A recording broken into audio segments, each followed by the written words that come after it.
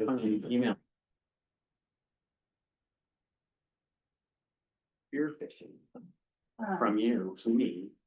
Oh, yeah. Impersonating me. Yeah. I got some more of those last week too. Yeah, those- I don't even send them to you anymore. They Yeah. just. The first two, I realized mine referenced both of you. So I mean, it was more developed than Yeah. just, Yeah, they get better at it. Or they look at the website and they can get that info. and I responded before I looked and really vetted it, because I was distracted and. Okay.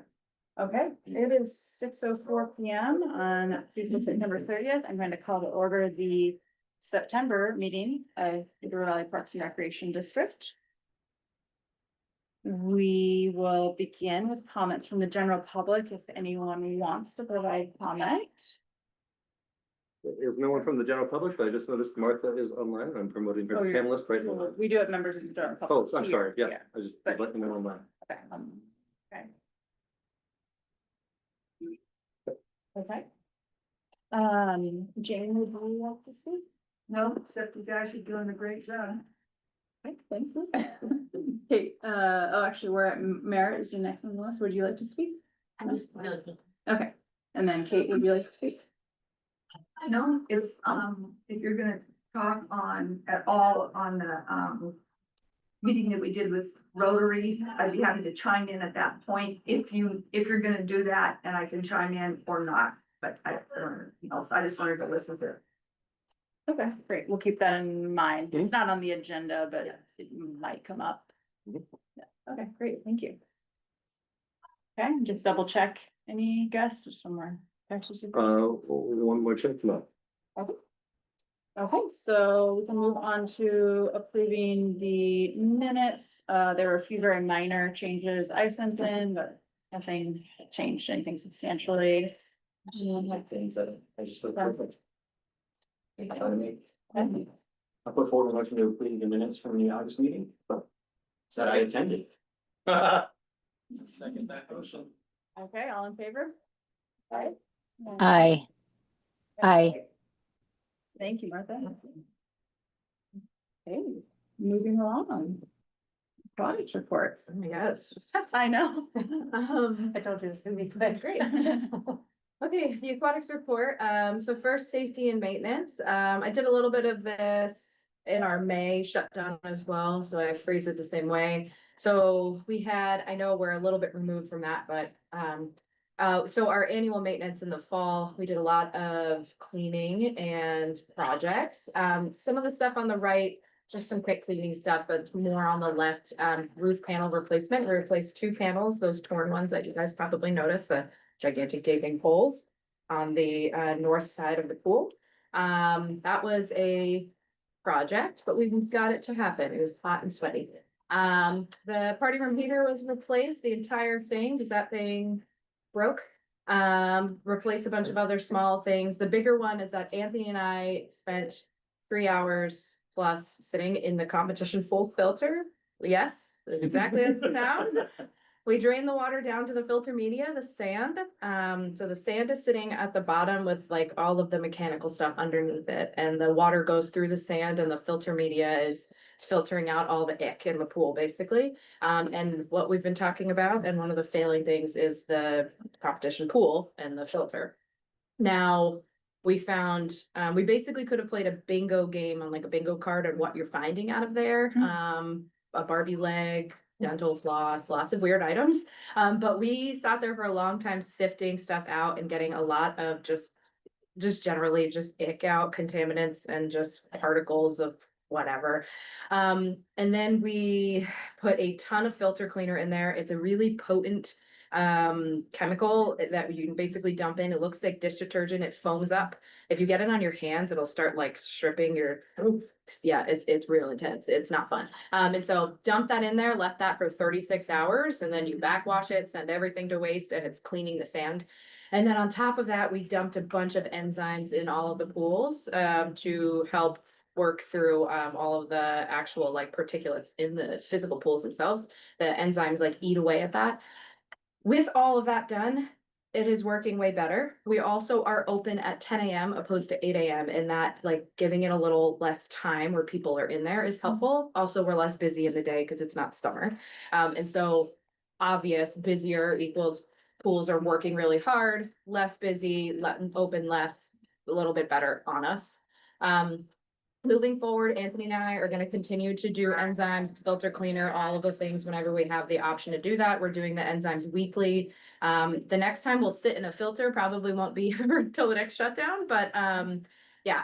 And then speaking of shutdown, I do believe that for this pool, what we have now to stay functioning, we probably need more than 2 weeks out of an entire year to make it happen. And so maybe we have one in the spring, one in the fall, and then working with Mark and Marcy and whoever else to pick maybe another week sometime to do similar cleaning and maintenance just for upkeep.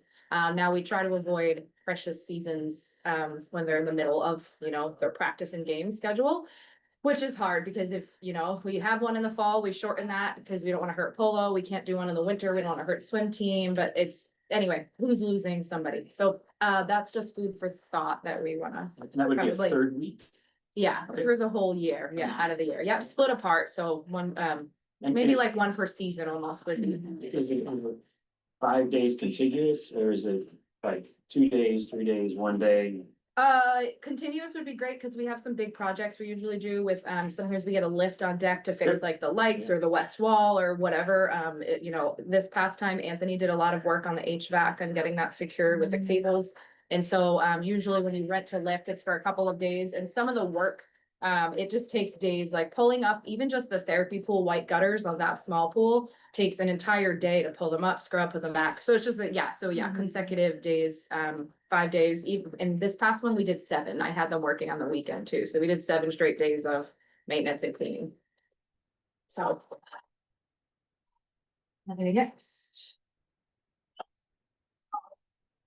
Okay, programming and staffing. So fall schedule and programming, lots of stuff listed there. It's basically just what we have going on. The first week of school lessons were scheduled this past week. We had to cancel them because we don't have enough staff. We were hoping, and then it was down to Kelsey lifeguarding, Marcy and I teaching, and then one staff called out sick. It was way too much. We were just stretched too thin. And so we called it, we were moving them to another week and fingers crossed I can get some instructors by then. Open swims and party rooms are on the weekends. We had them every day in the summer. Now we transitioned to the fall schedule. So on the weekends only, we have Columbia Gorge Junior kayak roll sessions, Special Olympics. And then swimming lessons. The difference from last year to this year, this fall season is that I added them on the weekends. And so we have Monday, Wednesday evenings as well as the weekends to try to help out. I did it specifically around the water polo schedule because all of our instructors, maybe but one, are all on water polo. And so how do you have swimming lessons when they're like, but I have practice? We do it right after your practice concludes and then you get out of the pool and you go teach for me. It's actually worked really well. And so yes, we've been able to have lots of swimming lessons. We have a lifeguard class scheduled for November and the February one is, to be decided. We haven't quite done that one yet. As you know, high school water polo and club swim team are practicing. They have tournaments, games on Tuesdays. It is Tuesday, lots and lots going on. Staffing. As I mentioned, we're working on a staffing shortage. We have 2 daytime lifeguards that have pretty consistent hours and 2 that are, I can do a Monday this week, I can do a Monday in 3 weeks kind of energy. And so it makes it rather difficult. Now, our lifeguards are often our instructors and vice versa. So when you need 3 instructors, you're taking all of the lifeguards. And so this is where the constant pull and pushes. We have posted it. We put it in the newsletters. I posted flyers everywhere. Same places we put all the flyers for the pool option study, like all same energy. We're working real hard. I have a few contenders, so fingers crossed. Not to be happy for the person that just probably isn't in college anymore, but I have one college staff member that said, I'm coming back, I'm not in school, and I'm like, yay, but so yay for us, which happened like yesterday, so kind of good. Yeah, so but that's where we're at, is that I'm like excited for people dropping out of college, maybe not really. And so we're working with, we're doing the best we can. It's quite a lot that we're managing, but yeah, we're making it happen. Can I ask, what do you think is the big limitation to finding people? Is it just the pay? Is it the schedule, the hours? You know, I Just out of think, curiosity. yeah, I think we used to have lots of thoughts about the pay, and now the pay is pretty high, I would say. The daytime shift differential is over $19 an hour, and same for instructors. And so I don't know that as much of the pay anymore. Except you can somebody survive off of $19 an hour It's cost of at living. Yeah. at 32 Yeah.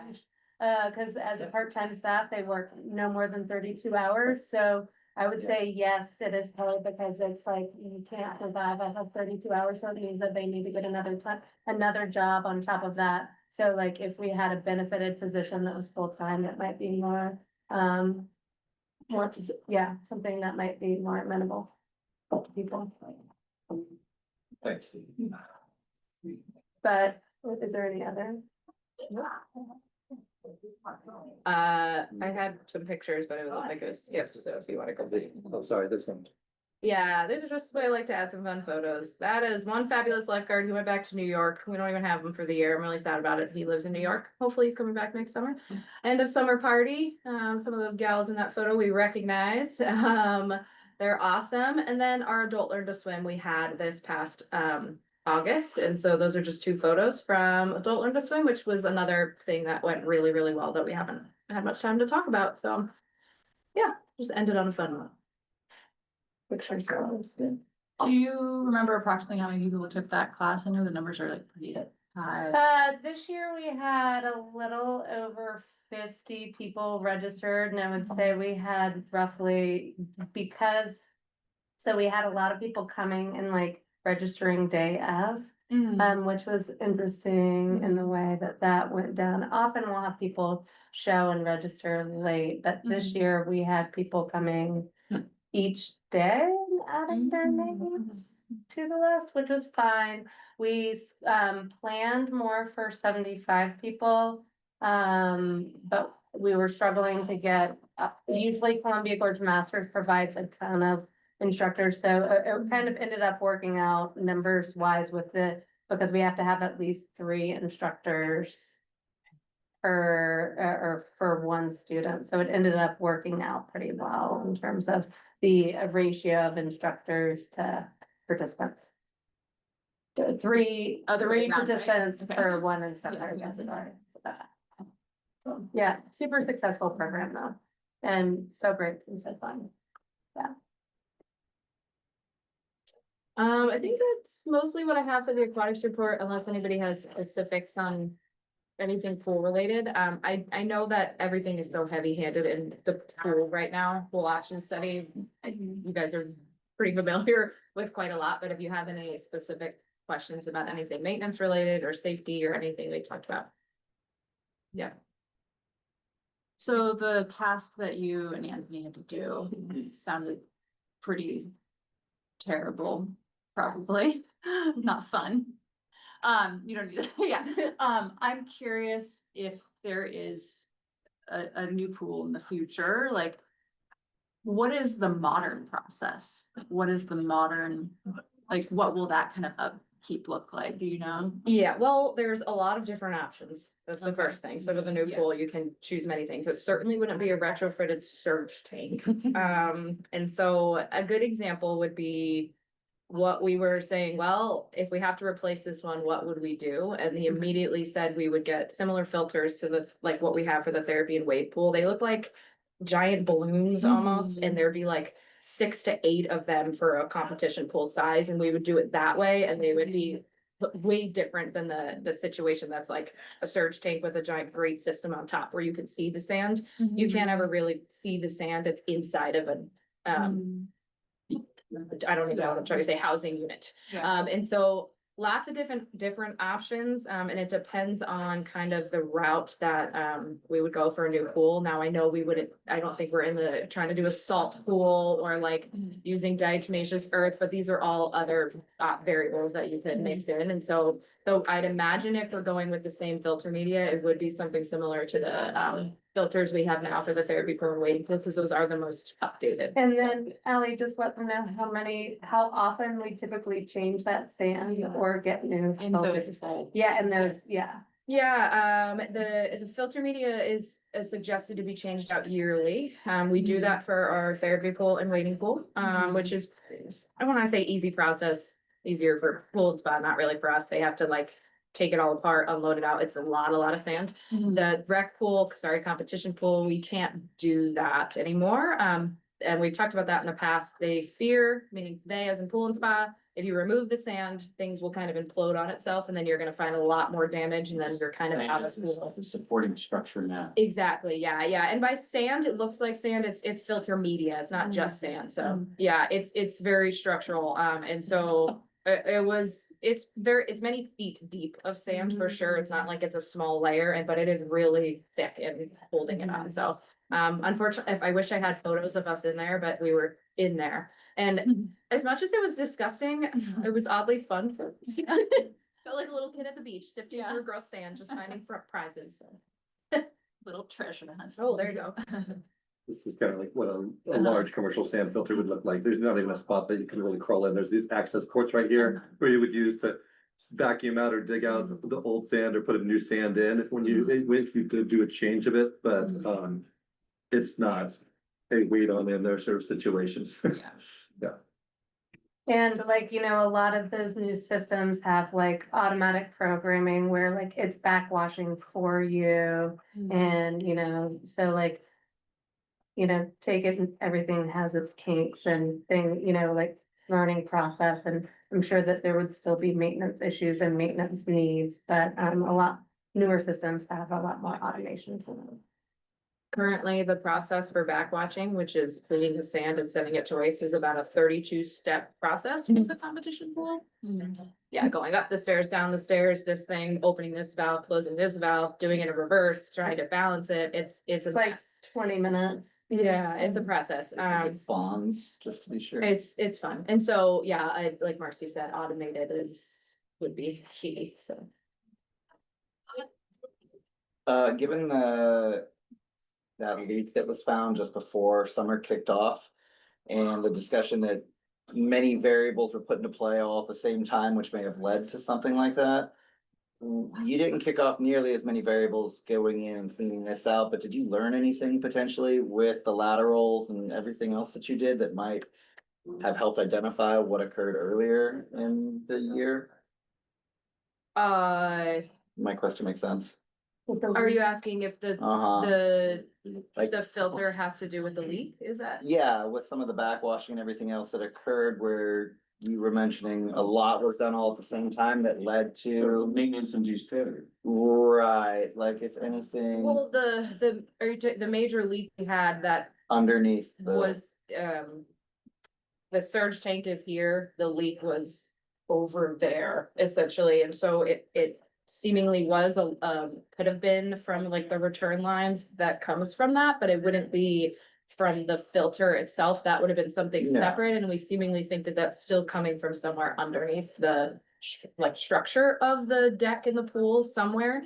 It hasn't happened again. We check all the time. It doesn't mean like, well, we're just gonna ignore it, but it's, you're like, look, it's like a needle in a haystack. Even like leak detection was like, we're having a hard time here. And so do we want to rip up all of the pool and the deck just to say maybe this is it or not? And so that's kind of where we landed with that, and keeping it on pause. It's not that we forgot about it. Now with the filter, finding anything, it just confirmed how gross it is and how deteriorated everything is.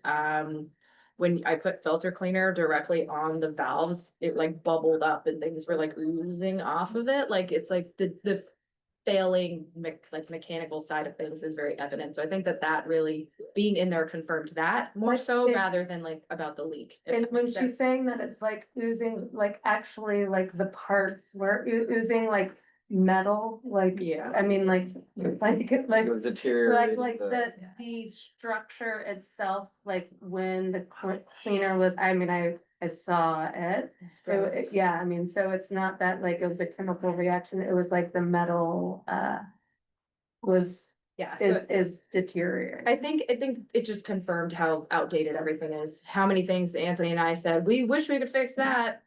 But you can't, you know, and it's not that we can't get the parts, it's that like even getting in there, it's opening up a can of worms. Every single thing is a can of worms, and it's constantly, all of us are the question of, do we wanna? It's working now, you know, if it ain't broke, don't fix it kind of thing. It is broken, we're trying to fix it, yeah, so. And anyway, so all that filter media cleaning was just preserving the life of the pool, as much as we can. By the end of the summer, it was hurting. The water, not the like, we were doing all we could with the water quality. All of our chemicals were in checking it. We were still looking at the pool going, oh gosh, and it's because it was a filter. And so, yeah. Thank you.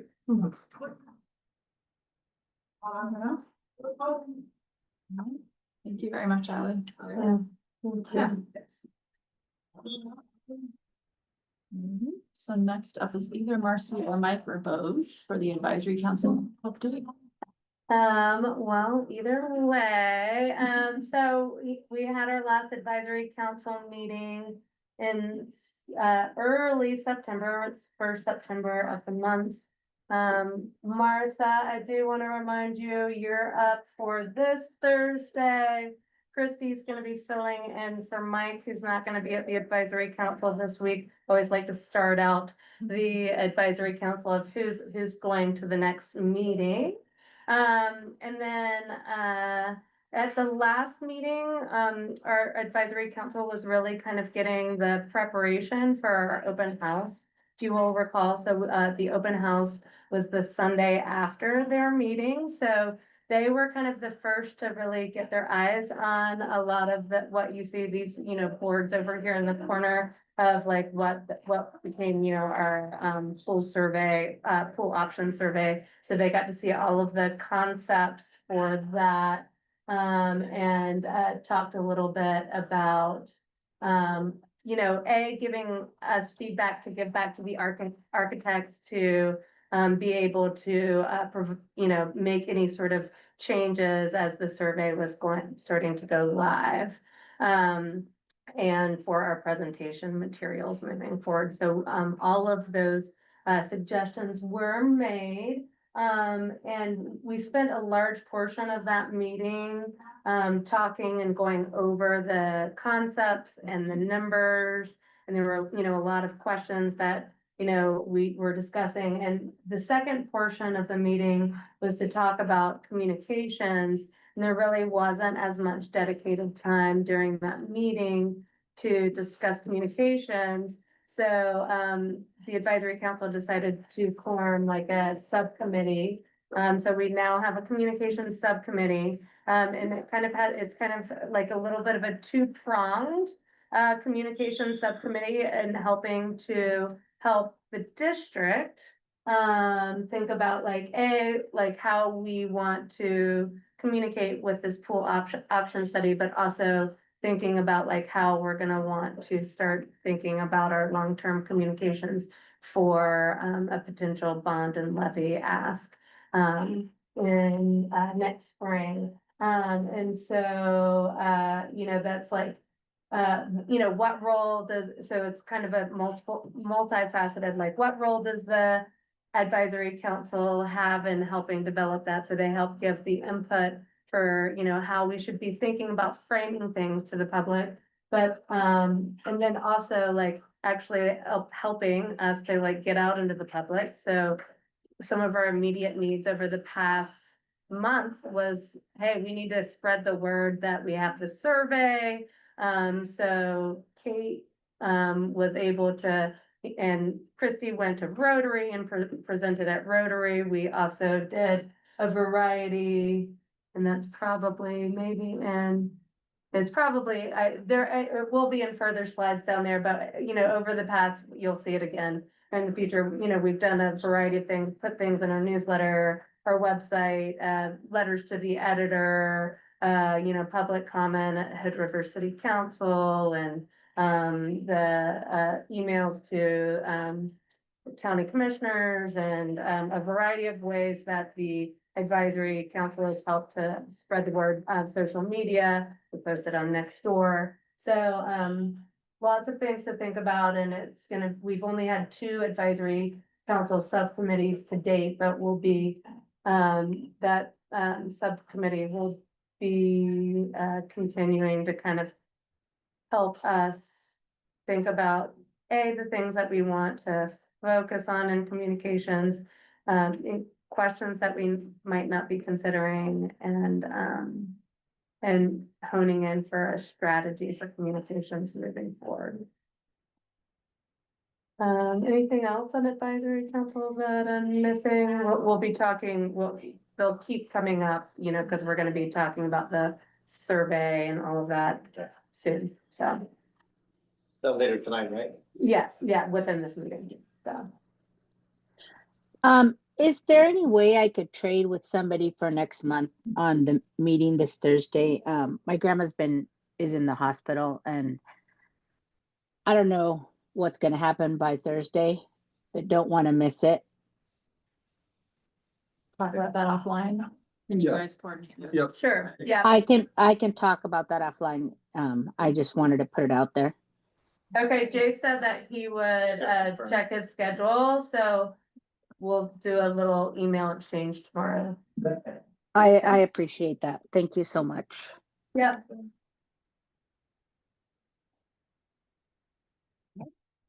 Moving on to foundation update. Mhm. So I believe all of the board members got the email that was sent to donors about a week ago. Distracting me. That the land purchase is not going to be moving forward at this time. The fundraiser is going to be, refocused a little bit on the trail. And so right now, the foundation is in the process of contacting donors at the 1,000 and up level. To see if they would like their, contribution back minus a small, transaction fee. Whether they'd like to reallocate it towards this new focus on the trail or whether they want to split it. And that framing was put out from the beginning because there was always this possibility that things might not work out. And so, you know, following through with what was said would be done. And so those folks, we've asked them to please respond by Friday. And we've heard from about 3/4 of them or so. By now, I checked again before I came in. And then we'll be able to refresh the campaign and let folks know what the updated fundraising total is and so on. And keep working a little bit on Indian Creek Trail because, we'll have this focus on the trail. And then, work on what's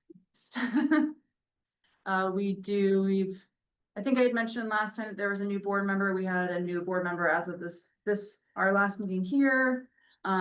So it's exciting to keep bringing, you know, engaged. And a potential new board Yes. member for next Yes, right. meeting. Yeah. So 3 new board or Mhm. potentially 3 new and a short window. Yeah. so. Yeah.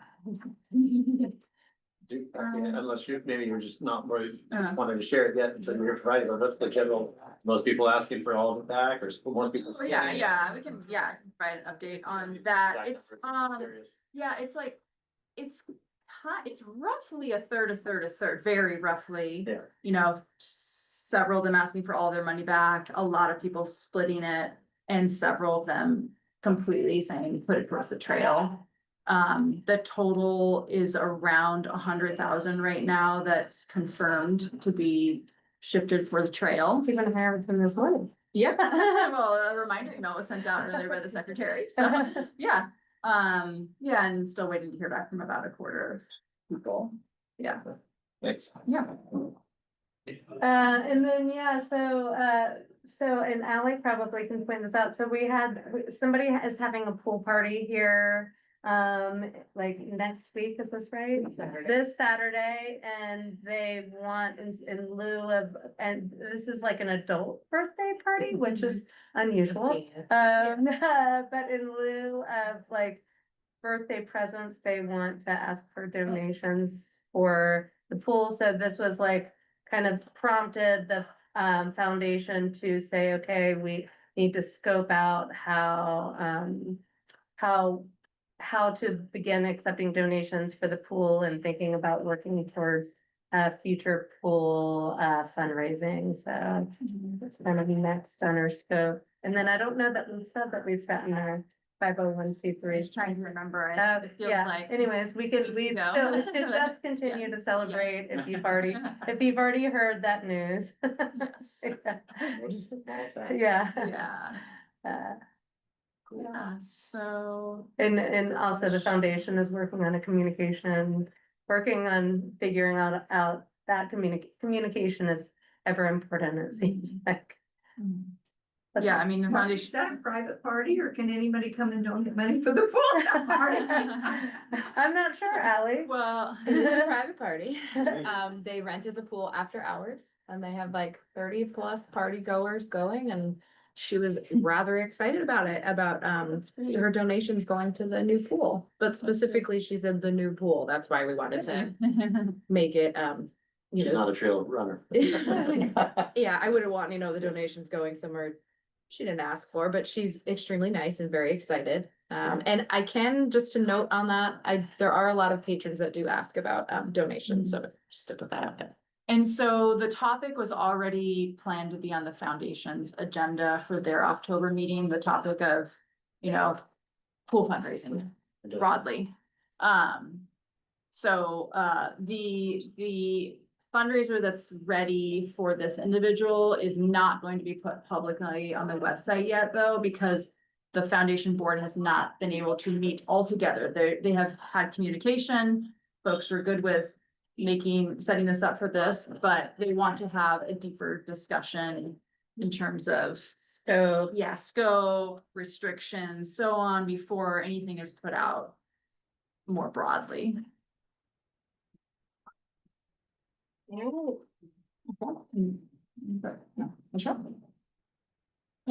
So the pool enclosure study update. And I guess before we get into this, are we still targeting about 20 minutes for this?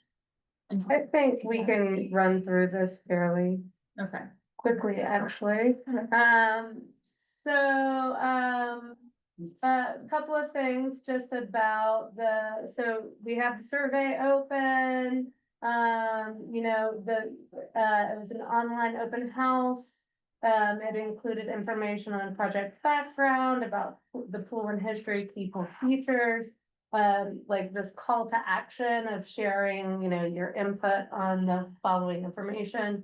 It had, different tabs and went through the pool design concepts, comparing the concepts, and then sharing input, and then kind of next steps. So we'll walk through that. Oh, and sorry, on the left-hand side, these were the basic questions that were asked in the survey. So what's appealing about concept 1, 2, and 3?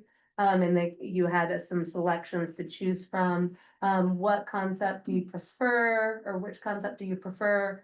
And then what amenities matter most to you? And it was like a ranking with like a budget of apples that you could choose from. And it was from most essential, least essential, and want to have, and then a variety of demographic information. Interestingly, though, there were a couple of things that Kelsey and I, as we've been going through the data, have noted. There were, not every question was required, so people could opt to not respond to so there were, in every demographic thing, there was prefer not to say, but they literally could choose not to respond, so some things were left blank, so anyways, it's just, there's some little data gaps, I guess, in that way, so. And so then this is just the basic, what people saw in terms of the concept. So they got it, they didn't, I'm not giving you all of the images that were provided, because they provided, the roof and the outside view and the side view. But basically we had, in each one, the concept 1 was a tent enclosure, but a more modern facility with everything renovated, and a new pool house. And that was with a anticipated lifespan of 25 years, because the tent would have to be replaced after 25 years. And then for concept 2 and 3, those were anticipated building lifespans of 50 years. And concept, oh, I actually didn't put them all in. But you can see my images, my concept 2 and concept 3 images are flip-flop. Sorry about that. The concept 2, yes, thank you, Mara, thank you. Concept 2 was still the same square footage building and kind of mirroring what we have now, which is 2-story bathhouse with offices upstairs and, cool stuff downstairs, and then, but a rearranging of the pool deck and a flip-flop in the space. Concept 3 was all on one level, and using all the entire footprint and a little bit more expanded space. Okay, so we could probably go, and because most of you already know that, so we had over 850 responses to the survey so far. Survey period was September 7th through September 28th, and it was online. Just a reminder of some of the outreach that we did to get all of these responses.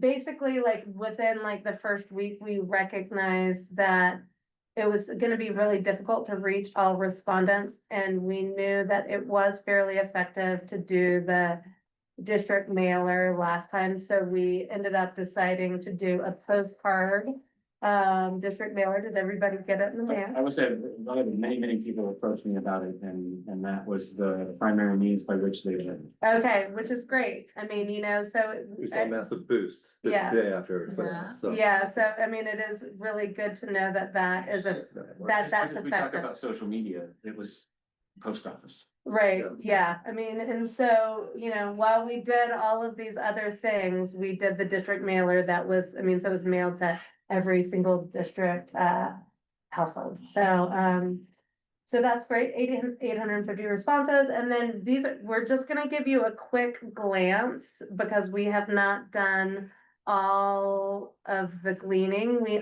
So the goal for this is to kind of give you the information, and then I think that either we'll have to call a special meeting if you all decide to, we should talk about this and think about this now, or wait until our regularly scheduled board meeting, which is only 16 days away, right? So it's 2 weeks away since this one's. We will do it at the next meeting. We don't have time to just call it. Okay, yeah, okay, all right, so great. And so, but the advisory council is meeting on Thursday. And so, since we're still doing a big data dive, we figured we would get as much of the data for the advisory council and have the advisory council help give the input. Then at your next board meeting is where you're taking in all of the information that we have received to date.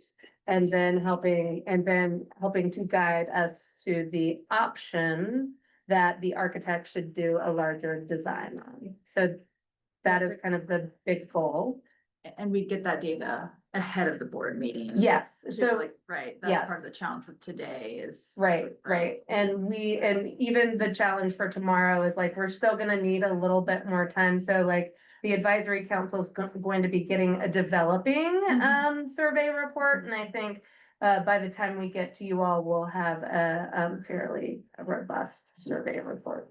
And then a couple of things, we did meet with the architects yesterday, and they did say, and help fill in any gaps that I have here. They did say, obviously, and we didn't ask this specific question in our survey, but they're like, we have, they have flexibility, but they're like, what is the number that we think that they should be focusing on? Is it in, going back to. 1, 2, or 3. The way they phrased it was, the most helpful thing to us would be to know, like, not this number, not the number of like 1, 2, or 3, but like the total maximum, how much we want to spend. Cost, Yeah. Yeah, Um, right, And so that was where they just said like, if, we can design whatever we want within that and to choose the amenities and say like, okay, we actually, this is what we want to try and do this and this and this, but we can't go over this amount. They want to know what that amount is, and that was where we were like, well, that's the tough one to get to. Because we never asked that question. Well, and we just, it's hard on a survey like this to get that number. But that's what they were saying was, we asked them about delaying us giving them information on what, what direction we wanted to do until mid-October after our next board meeting. And then we asked them what information they want to know at that point.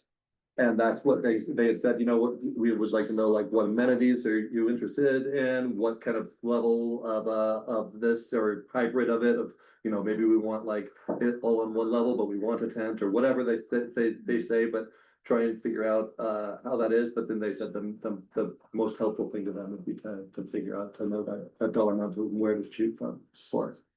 Yeah, that's a magic number everyone wants, for Mhm. sure, okay. Right, and so then I think one thing to just keep in mind before we do the reveal on the glance, because it's a glance, is just that these are 850 respondents, and we'll do a little, you'll get to see a little bit of demographic information on who's responding. But I think,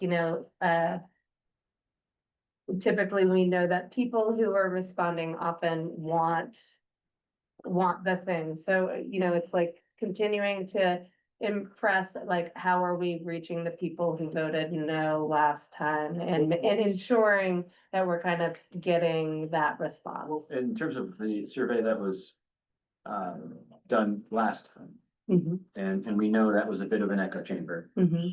Well, how many responses did we, just? Oh, like last time it was like 160 or 100. When you say last time, are you talking 2 years ago or are you talking last summer? The one, The for workshop one. no, it was before the last bond and levy. So in 2017? No, No. in 2024, when we went the last time. So that one, we did a statistically valid survey. And we actually paid a firm to go out and make phone calls to people. Oh, And they were specifically, Yeah, okay, they about the registered voters and everything. yeah. Yeah, and there, was it 150 or Oh, something? no, that I would, I could probably quickly. I think it was around 3. For based on what was needed. It was needed for their margin of error, to meet their margin of error, and I think it was 300 something. Yeah, it Yeah. was, yeah. But they were reaching out more of a cross section. They were reaching out very specific demographics in order to get that statistically valid part. But they didn't stop until they got to that point, because there was one point where we had to extend it an extra 3 or 4 days, and they kept on calling that to get to that spot. Okay, understood. Okay, we could probably go to the next slide. So, And so just to clarify too, like, well, I think you've pretty much said it, but our intention, the goal here is not necessarily to discuss very much, because that would be on the 15th when we. Yeah. This so finalize. what would be helpful tonight is if there are directives that you would like, for our advisory council. So right now for our advisory council meeting on Thursday, we have an agenda out, and then, of course, I don't have it pulled up, but basically, like kind of the agenda is set up that they're having, their initial impressions of the survey responses, that their takeaways and like a recommendation that they would like to provide, and it'll be like a round robin where each person gets to state that, and then hopefully from that we have themes. But if there are specific things that you want us to ask them or engage them with, that would be really helpful for right now. I have one more question regarding the responses though, just about the 850. Was there any means of eliminating people who were flying twice? Or no? So there was not, there was no IP address. I actually requested You'd have to do that. an email. There was didn't an you? IP address, but like someone could still go and use like their phone and then go use their laptop. Yeah. So. But you could, I mean, Yeah, you I could, get it it, I wouldn't get it, block right? you from taking it from one Block it, computer. but I requested that they put eyes on that Yes, when. and she said, had a conversation with her about it, yeah. And she, okay, She She said that she would, just to look for anomalies. Obvious ones, yeah, Oh, that they would like sort by IP address or Yeah. something like, Yeah, just if it was. something to consider, I There was a guess. 50 Yeah. person submitting, Yeah. giving the same answer similar. so yes, I Anyone could mean, be so it's PM. not a statistically valid survey, there, I mean, people could have. You know, responded multiple times, Yeah. you know, in a variety of ways, and like when looking at the data, you know, it's interesting, you're like, oh, is that? But you know, the responses were varied enough that, you know, hard to tell if. This year, again, that's your. So, yeah, yeah, so it's basically to go over the survey results and again, kind of honing in on that, This is about Thursdays. yep, this Thursday, honing in on communication. So like, how do we take the information that we've had and use it moving forward? And what are like the things that we should be focusing on in communications moving forward? So it's definitely something to just, we still are continuing to talk about the pool option study and hopefully gathering input, you know, and thinking about, you know, how is it that as the board, you want to move forward with an option to choose? Yeah, I think the important thing there is the board will be meeting on October 15th to discuss what direction to give the architects on what they're designing for like kind of the final thing that we'll be putting out there. So what do you like to know from the advisory committee? Like, are there any specific questions or any other data when you're looking at the data in the way that we've broken it down of like, you know what, these graphs might be helpful, or this might be helpful, and we would like to know this. And so for the board discussion tonight, we're not really discussing like how we feel about all the stuff, but we're more discussing what is this enough and what other things would we like to know in order to be better informed on October 15th when we have our discussion. Yep. So let's see and go from there. So let's go. All right, let's go. So it's just a brief glimpse. So this was the basic question was which concept do you prefer? And so concept 3 was at 43%, concept 2 at 26%. Concept 1 at 9%, 15% still undecided, which is fairly, you know, significant, I would say. And we did, you know, while it was only 1% of people saying none of the above close the pool once it ceases to function, you know, we had some people saying that. And then, you know, a few more people saying none of the above, a lower cost option that reduces services and amenities. So, Quite sporty. That's. yeah. But remember who's responding. Yeah, so we have a lot of responses. So then our next slide is just a glance at like who's responding by age. So interestingly, we did have, you know, I mean, take it was a broad swath of age of 25 to 44. You know, but I think like like we'll have you know, as Chelsea and I are like looking at some of the data and like who's responding and like how they're responding, you know? It does start to become interesting in thinking about like, as we're moving forward in our communication, we're thinking about like, who is it that we need to speak to or engage? Like, you know, I think like thinking about like, who is it that's responding by age or by, you know, by where they live or, you know, these are the just sort of things that I think it's important that we start to consider. And whether or not we want to, is it that we want to hit up, you know, like younger people to see if we can get more engagement? Are there populations where we know like, you know, some people are gonna say no to it no matter what, so we shouldn't try to change their mind through further engagement, you know, like it's like kind of how do we proceed with the information as we're moving forward? And the location, those last 3 on the right, those are basically out of county. Is that? Yes, so Yeah. the 5, 3 and 0.1, those are all people who responded who. Cascade Lodge they have their own Parks and Rec district, so. No, Do that. they just have the city. Yeah. What's that? They just have the city of Castle Rock. Yeah. so they don't have- That I was district.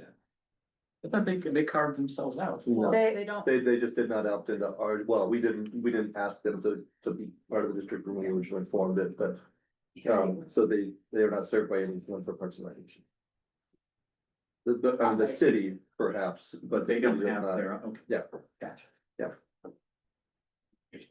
when I look at this, a request, or maybe it's just a suggestion for others to weigh in on is I would prefer to look at the data that's about like, what should we do with Greater Columbia Gorge, other and Cascade Locks taken out?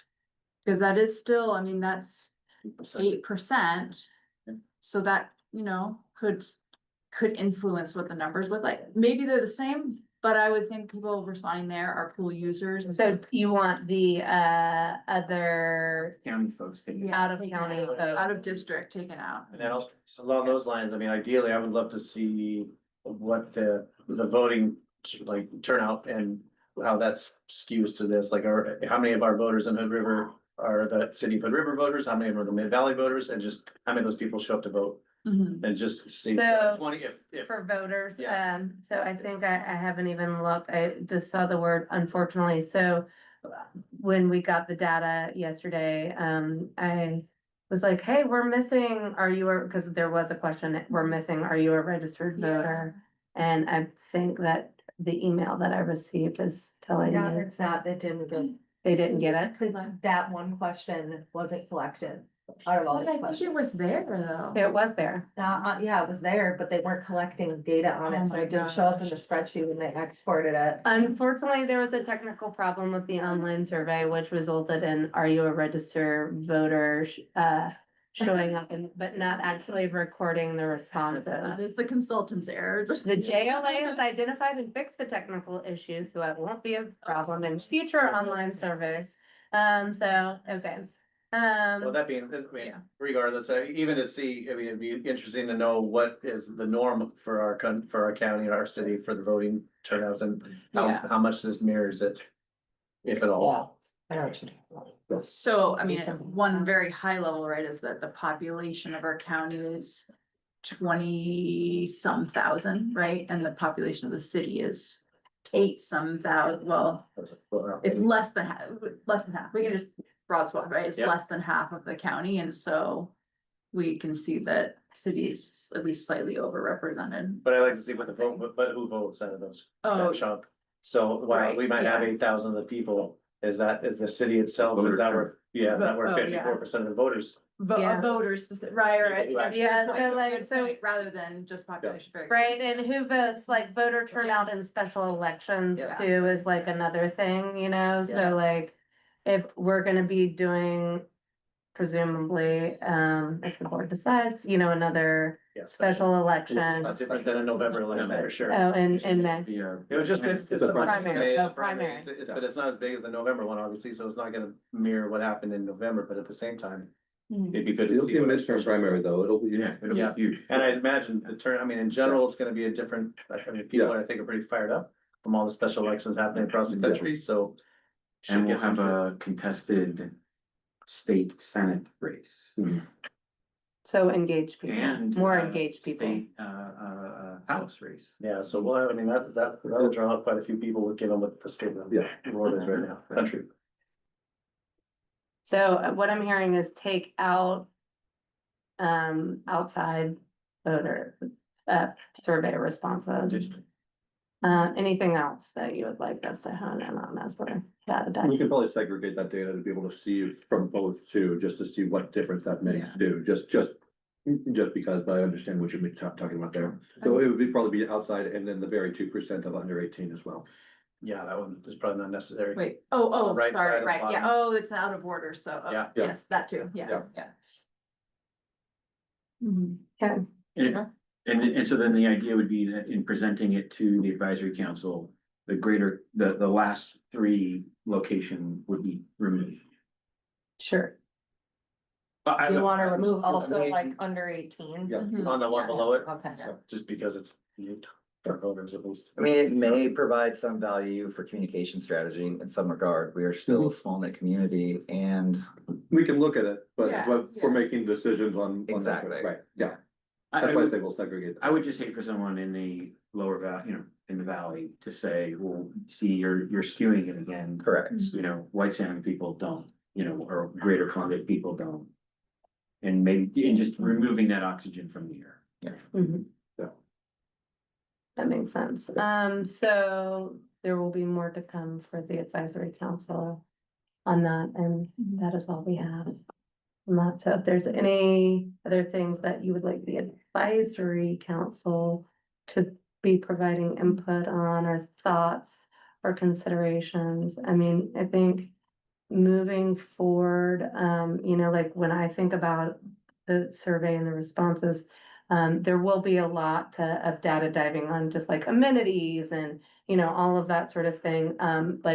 It's like a little bit of a gut check, and also like this is the feedback. So, it's like a little bit of a crux, like we're relying on people giving feedback for what they want.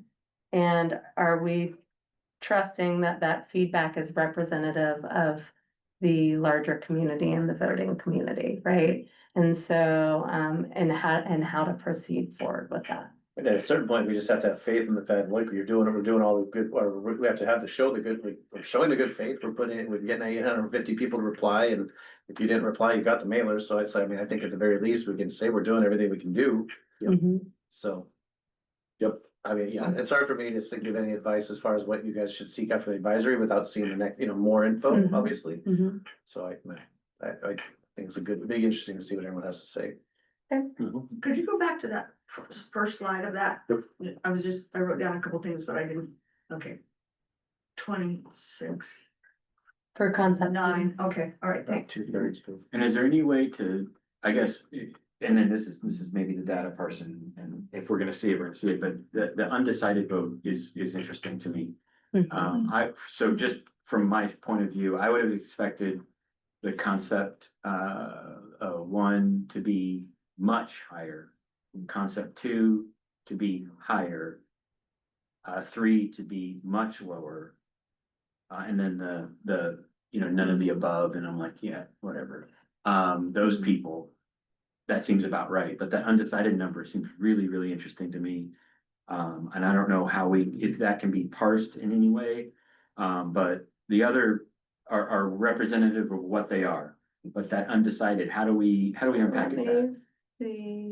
Well, I mean, one piece is that the cost to them wasn't available until partway through the survey. Till like 2 days Right. before. it closed. Yeah, most, so people did have to respond with just, here's the top, here's the bit, it's 50 to 54 million or whatever the number was, Mhm. without Mhm. knowing, like, what does this mean for me? Right, and just as a Yeah. quick aside, I mean, my personal conversations, that isn't, that data was irrelevant.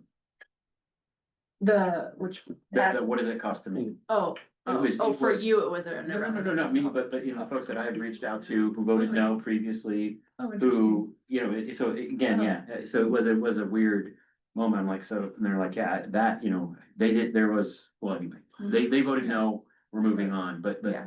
I would just say, that was shocking to me a little bit.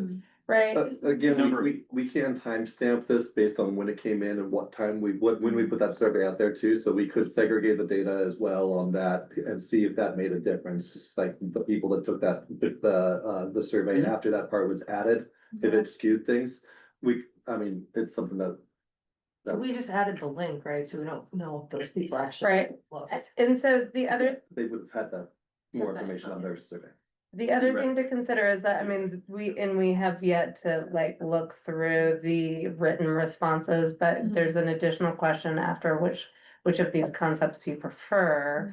Is please give a few reasons for your choice in question 4. So there will be, hopefully some more written explanation that will take some time to go through that.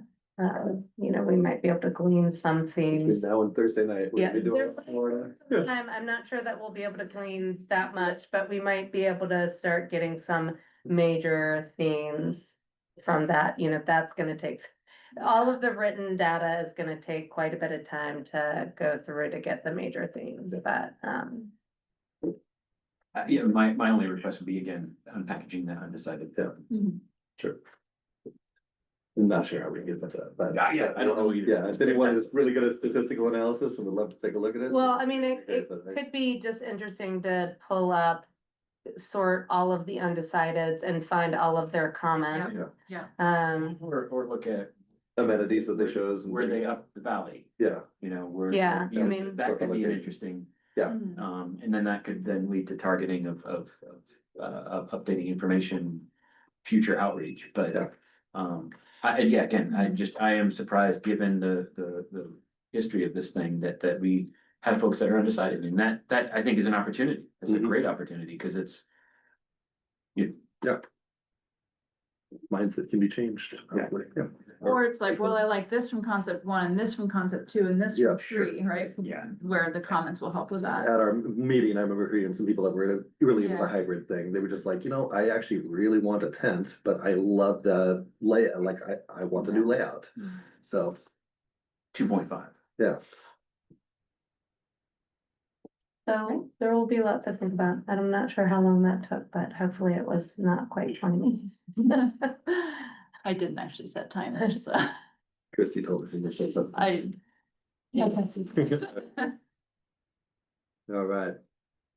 Okay, well, moving on, strategic planning, operational funding needs. So, this is a large piece, and so we're actually gonna kind of split it up a little bit between here and then in 2 weeks from now with some more details. So I thought, like, first tonight, what we're gonna do is, I'm just gonna show you, a data dump that I went into and kind of like some, analysis that we did on it, and just kind of an overview, kind of historical look / how we got here, where we're like how the district got to the point that we're at. And then look at some benchmarking stuff, a couple of other places and such. And then talk just a little bit about revenue options. And then next week, or in 2 weeks, we'll delve into the details a little bit deeper and examine more of our specific operational needs and what it would take to get there. So we'll just dive right in here. So I went through all of the audits for the last 25 years. And put all this into this huge spreadsheet right here, and it's amazing I can still see. But it was pretty interesting. So I just dumped all of our general fund tax revenue, all of our pool revenue, what our expenses have been over all of the years. And then when we started adding like parks expenses from when we started adding parks and things like that. And then looking at different ratios and things like that, like how these things have gone up year to year or up or down. And put a bunch of charts together. I don't expect anyone to read any of this. I just tossed all this up You here. know, for just 1 second. Yeah. At least stop. Can you do this? Yeah. Like I did the work. Oh. The ball. Sorry, guys. Just- Not to interrupt. Oh, good. Thank you. The ball got jammed back there. We're stopped. Yeah, we would have been stuck in the house. Let's go out the window there. We had someone once, and he didn't want to walk around, so he walked out one of these windows. Once I knew, but all known. So anyways, that's a lot of the work that we've been doing here to put all this together. But first, kind of like a look of like where we're at. So this is a timeline starting at 1990. And so starting up here in 1990, that's when the district was formed. And so this is the original district board getting the keys to the facility and the deeds from the city. They're standing on the edge of the pool, right as, because this was a city-owned facility. And the city, decided that they were no longer going to maintain it and decided to get rid of it. Gave me for Starburst. Oh, right.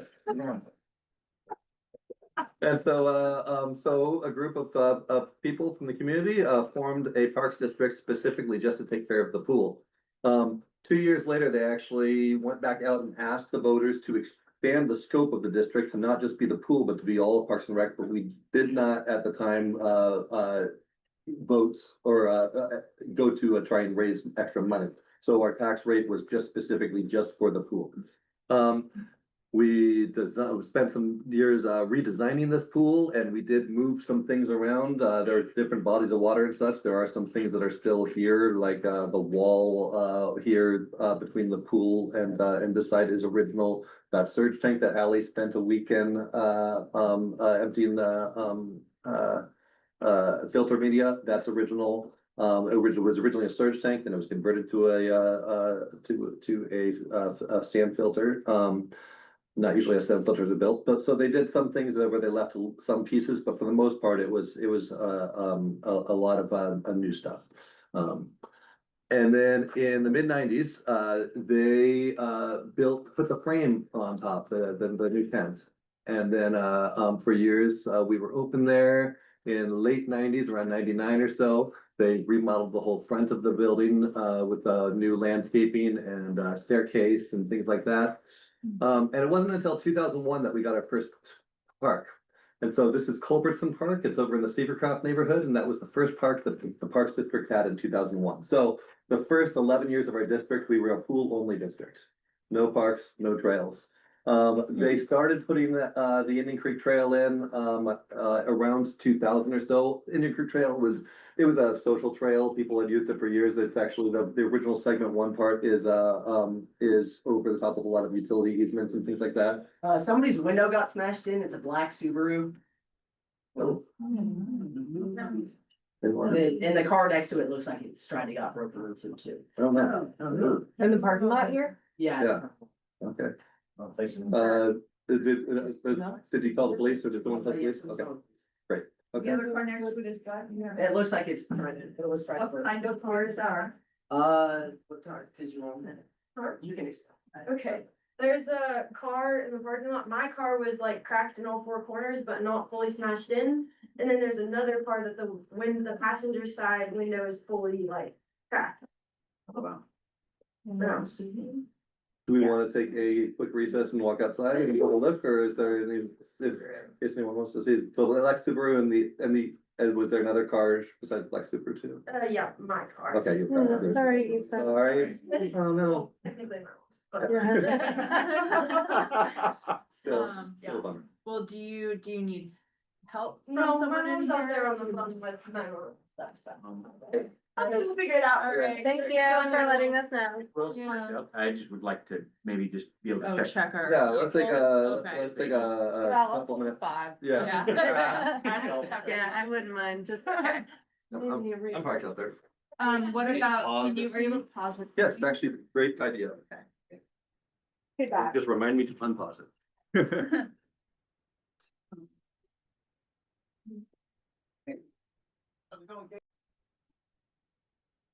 All right. Yeah, we're back. Back to the meeting. So as I was saying, besides a little bit of trail planning, so I'm starting the trail, our first park came online, here in 2001, it was less than an acre park. And then a couple more years, of doing trail planning, and building some more trails and more parts, and then our second park, Hazelview Park, which is basically just 2 or 3 city lots and no, picnic table, but just turf. No playground or anything like that, was put in 2005. In late 2005, 2006 or so, we put in the disc golf park, and that is one that we did on Morrison Park, which is owned by the city, still is. And there was some points where we were actually putting in the skate park here too. I didn't drop a picture of the skate park over the top of this because it was just kind of sporadic as they were just basically putting ramps in different places. They didn't start really doing construction of the park until 2008 over here. So I skipped over here. 2007 was the first time that we bought something large. We got Barrett Park, and so it was 31 acres, and we bought that specifically to develop as ball fields. Which has not happened. It still is mostly undeveloped except for the air remote control flying field, and the Indian Creek Trail around the edge of it. And then here, 2008 was the first phase of the skate park when they really were putting the skate park in. And this is about when things started to really change, when we started to have some real resources to start to take care of and such. When we eventually put the bathroom in, I don't think came to about 2012, but and things that we had to really start maintaining there. West Side Trail went in at around 2011 or so. 2012 was Odell Park. It was our first park kind of outside of the Hood River. Well, I guess Barrett was purchased outside, but this was out, you know, in Mid Valley. Then the trail finally got extended all the way out to the Barrett in 13. In 16, we did the Southside Connector Trail, which was an extension of the Indian Creek Trail out and around the Seavercroft neighborhood. In 17, we put in Golden Eagle Park. In 18, we put in the pump track, so added on to Golden Eagle Park. And these are both very, you know, the Golden Eagle came with 5 sports courts and bathrooms, the more bathrooms that needed to be cleaned. So now we've got the bathrooms both at the skate park and at Golden Eagle Park that are both, you know, having to be cleaned on a regular basis, which added, you know, the maintenance. And in 2020, we purchased the west side park property, Blackman Skakel property, so 20 acres undeveloped, but it still is you know, land that we've added. This was not a park, but we did add programming, recreation programming in 2021, which did bring in more employees and added to our needs for administrative support and things like that as well. And then we did the Southside Connector extension, another half-mile trail or so in 2023. And then this one, spoiler alert for the director's report coming up, but Parkdale Park will be purchased in a couple of weeks, months, or maybe a month or so. We did get the grant, the state park local government grant for that.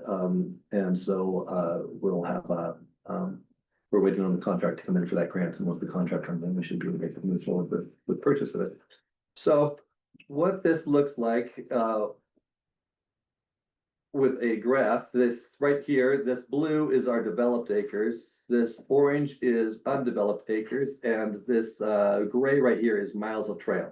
And so you can see for the first 15 years or so of the districts, we were all pool. There was really nothing else here as far as like other things for us to take care of. We got one small park here, a little bit here, and then we started moving up with developed acres. When we brought on disc golf and the big jump was undeveloped acres here with Barrett Park when this came on, and it continued to creep up. But you can just see this graph as it gets up and up and up, and by the time you get to here, you can just see that eventually we have we, you know, went from basically a third of an acre, which we just considered the grounds around this site here, to 26.66 acres of developed parklands that we maintain, 48 acres of undeveloped parkland, and 5.9 miles of trail. Looked at another way, here's just the graph all spread out. So the reason that I put it out like this was just to remind everyone that originally, when the Parks District was formed, it was formed specifically just for the pool, and all of these other things. Our tax rate did not change. This tax rate that we had in 1990 is the same tax rate that we have today. So for the first 15 years or so, the tax rate was just going toward just this pool, and now over the years it's been spread out to these to other things. I mean, Mark, I'd say that I mean, that trend is awesome, and the fact that you've been able to do as much as you've been able to do with the resources that you don't have. Right. Is stunning, and for me as a new board member to be part of this at this moment is really exciting and pretty cool. I think, you know, my pledge to you would be that we need to have a real Parks and Rec district and not a district. And I'm seeing that happen, but we now need to fund that in a real way. Yeah. Yeah, well, thanks. And I'd say a lot of the things that we've done, we've made a lot of decisions that we're building things specifically to keep maintenance down and to, you know, we're always stretching a dollar and everything like that, but that has its long-term costs, you know, on, you know, deferred maintenance and things like that, or, you know, if we're always just buying the cheapest things, we try not to, but sometimes, you know, we can't afford the higher priced things. that's just where we are ending up. But we do things like when we designed Golden Eagle Park, we knew of all of this, and so we designed it without any turf. You know, we're going in and just weed whacking, and it's not kept to the standard that we would really like it to be as far as what other parks that you see. And so, so there is a cost to that, but yeah, we've definitely stretched things out as we do that. And I can get into a little bit more on the dollar amounts here. So when I looked at a couple other graphs that I put together was just like revenue and expenditures. A couple insights here was our property tax revenue. So this is the general fund, the money that we get in property taxes, has increased on average by about 3.8% per year, whereas our expenditures have increased by 5.3%. Now, as a government agency, we always have to have a balanced budget. And so you're you know, if you're wondering like, well, how's that possible that you've got these lines going, you know, crossing like that when we're doing a balanced budget? It's just that we've saved money in certain years where we have not spent as much as we develop reserves. As you can see, this last year, we crossed right there where we are spending into some reserves. We made some really good reserves. Built some really good reserves during the COVID years and such, and but right now, with the trend that we're on, we're having to spend the reserves a little. We've got about an 8-year runway or so of being able to run like that before those reserves are out if we kept on going in exactly the same way that we are right now. But there's also other anomalies in here. There are times where we got a grant or that, you know, there's times where we spent more because we had some bigger things break. Now, I should say that these are expenses that are general funds, so this is more of our operation stuff. There are some maintenance dollars for the pool in here. But if there's ever anything really large, we move that over to the capital fund. And that is not tracked in this particular graph right here. So there are some years where you'll see big spikes where we either, you know, we're purchasing park stuff or we were having to do major repairs on the pool. So if we did like last year, we did a major HVAC repair that was over $50,000. We put that in the capital fund, so it would not show up on this graph. But you can still see the trends going along there. One other one that I put together right here was just pool operation and expenses. And so you've got your general fund tax revenue here in blue, your pool revenue in green right here, and then your pool expenditures. So this is just specifically the pool expenditures, whereas this one over here is all general fund expenditures. This one is just the pool. So you can see big dip there during COVID, and a smaller dip right there in what we spent there. Part of the dip was also in our big staffing crisis that we had. When we were coming back from COVID, just like a lot of other places, people had gotten stimulus checks. People maybe didn't want to work as much, and we were having a lot of issues. Some people maybe didn't want to return to the office because there still was a pandemic going on, or return to work. But we had a lot of trouble getting staff, and I think that is a large part of why our expenses climb so much. Is we have changed. We went up considerably with what we pay our staff, our pool staff, in order to try and be competitive in the market, and that had a cost to it. So I've got some other graphs that show like the difference between our expenses and revenue, and you know that's broadening there. As far as the percentage there. So interesting stuff to track and look at right there. And that's more just kind of our operation dollars and how that relates to the district over time since we've formed the district. The next area that I'm going to get into a little bit here is just how do we stack up to other agencies around the state. And so there's about 20 parks and rec districts in the state. Some of them are really small, specific. They were formed just for like a golf course in a small community in Eastern Oregon or something. I took all those ones out. In fact, we took out all of them except for so these we just put into this graph right here 11 different ones, and they all have pools.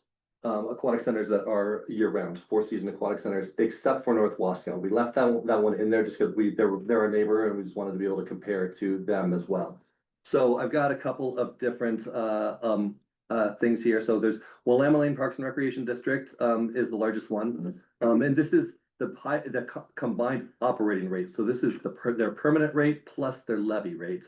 So not, it does not have any bond information. Sometimes we'll show this with their combined rate because some of these people have large bonds too. So it's interesting to see like what a person pays for all of Parks and Recreation services there. And I can show you that as well. But for this particular one, it's Mark, just quick, Yeah. with, and I don't wanna rehash history, but Yep. what was our combined rate if it had passed in 2024? I think it was around $2.03. No, he's just saying like what would be the equivalent here, cause it was, the levy was Oh, 43. 43 plus about Plus- 25. no, 43 plus 34. 35. So, So- yeah, 0.3498, so, For just the operation, I got you. so Yeah. it would have been, Yeah, so 78, yes, right? Yeah, yeah, Just 70. Yeah. okay, so yeah, perfect. roughly Yep, 78. 78 cents or so. Yeah, So just barely above, be like. So around North County, Tillamook. but I mean, But- but just but yeah. in proximity, North Wasco, within a shout of North Wasco. Yeah, so still in the lower end of these, but not by much, kind of more mid-range lower. North County is actually a good example because they have spent years trying to fundraise for a new pool, similar story, and have But don't, just North County Yeah, in okay. in Tillamook County, Parks and Rec District, and they just built the pool. That opened a few weeks back. So I picked a couple of these out here just to kind of tell a little stories. Some of them are aspirational, some of them are cautionary tales. Just to kind of show where we're at and what these different places that have pools, year-round pools, and have around this Parks and Rec, this district rate have. Now, all of these places are very different communities and everyone has different things. Some people have, you know, what I was just saying about maintenance standards. Some places have like full bulk field complexes that they manage. And some places have, you know, campgrounds and different revenue makers and different things like that. But so you have to do a really in-depth study to really do comparisons, and you'll always be able to find these comparisons and pick things apart. But I just wanted to show you a couple of these and just explain kind of where, you know, what happened in that situation and why they're similar or why they're different from us. So very first one is just North Wasco. They're of course an outdoor pool. They are at 67 cents per thousand, but they only have to run their pool seasonally during the summer. Usually seasonal pools actually have a higher cost of cost recovery. People like to go to outdoor pools more and their expenses are lower. They're not paying to heat the air. They're just paying to heat the water. There is some startup and shutdown costs that they have to do each year. But I've actually ran outdoor pools that have ran in the black in government agencies. And so it is possible with the outdoor pools, especially with the right amenities, if you've got like, you know, water slides and things like that, to come a lot closer to cost recovery or even recover your costs. And so it's kind of a different one there. This one right here, the Boardman Parks and Recreation District. The reason I wanted to pull this one up and show it, trying to, that circles right in the middle of my of what I'm trying to what I'm trying to see. Well, anyways, so our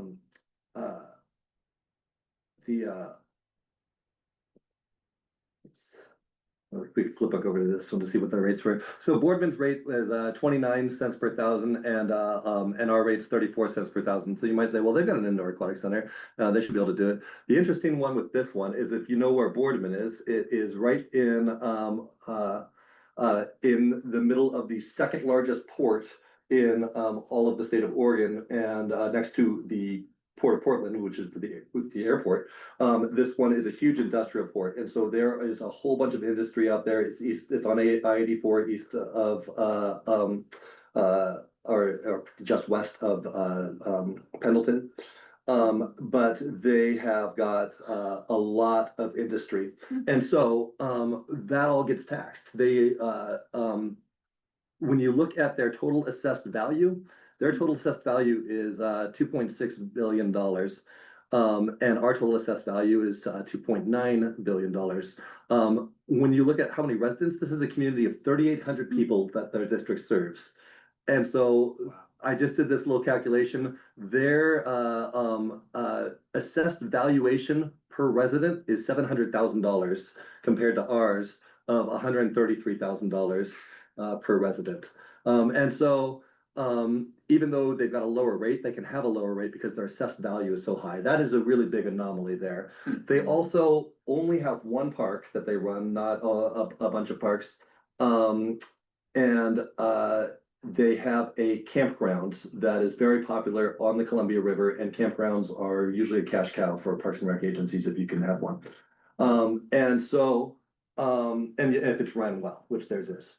The other thing to note is that they built a new rec center, and they did a bond and built this in, I think, 2016, but they made it a fitness center. So they put in a full set of fitness equipment and full gyms. And so their cost recovery is much higher on that. Whenever you build, that's what we were trying to do the first time and our cost recovery dollars, that's about 20% higher is what we would be recovering if we did that, because you can sell memberships and things like that. If you have those sorts of amenities. And so I think that that's the important thing to look at right there between ours, is that it's a very different type of facility and funding model. This one, Redmond Parks and Recreation District. So this was the one, I think I've told the board about this one before, but they, in 2020, they put a bond and levy on the ballot at the exact same time. The bond passed, the levy did not. They decided to move forward and just build their new facility and thought, once we build our facility, people will want to vote for the levy because they'll see what a great job we did with the facility and they'll vote for the levy. They have the unfortunate luck of they passed this in 2020, so all of their bids were done pre-2020. After they finally designed it, they went to bid in 2021 or 2022, right as construction inflation was just going through the roof, and they had to cut back a whole bunch of stuff that they said they were going to do. There was a whole gym that they said they were going to put in that they didn't put in, an elevated walking track they didn't put in, a whole new field behind this whole area they didn't put in. I mean, they cut this facility down considerably. And so then they've gone out twice now for levies, and the voters have said, you guys didn't do what you said you were going to do, and they failed each time. So their most recent one just failed by quite a bit. And so that was November 5th, 2024. And so they are in a tough spot where they've got this brand new huge facility, and they're trying to figure out how they're going to be able to run it. Is it open? Is it not I open yet? don't think so, because, I mean, Sophie's playing water polo Yeah, and They're they're not playing in a new facility. Okay, yeah. They're playing in the old one, so either like it's close, but. I can check and see where they're at. Here's the next one that is open. Same type of cautionary tale, Madras Parks and Recreation District. This one was built in, I think, 2014 or so. It's got these gorgeous views of Mount Bachelor right here. It's got a big water slide, zero depth area, a 25-yard by 6-lane pool back here, hot tub. It was built, and they had an operational levy at the same time. They built this in 2014, and their operational levy was expiring. I think that they might have done 2 cycles of the operational levy, but it was expiring in 2024, May of 2024, at the same time we ran, and they decided to try and reform the district. And so they went out and said, your taxes will not raise at all. We would like to dissolve our current district and reform at this new rate, which is the rate of what our permanent rate is, plus what the levy was as well. That barely did not pass. In fact, one of them passed well, it doesn't matter. It was off by a few hundred votes. And so they thought, well, let's go for it again this next May. And so they went again this last May. And I think they went for just about the same dollar amount, but they just thought that since they were so close that they would be able to get it. It failed by quite a bit more this next time. And so now that was when the levy actually expired. So when the levy did expire then they had to cut immediately. They are right now only open 25 hours per week. They had to lay off most of their employees to where they only have 6 employees now left. Total. Their executive director, their maintenance person are both lifeguards, and every hour that they're open, their executive director is out lifeguarding and their maintenance person is out lifeguarding. Still, they beat us in one thing where that 3 of their employees are full-time benefited positions.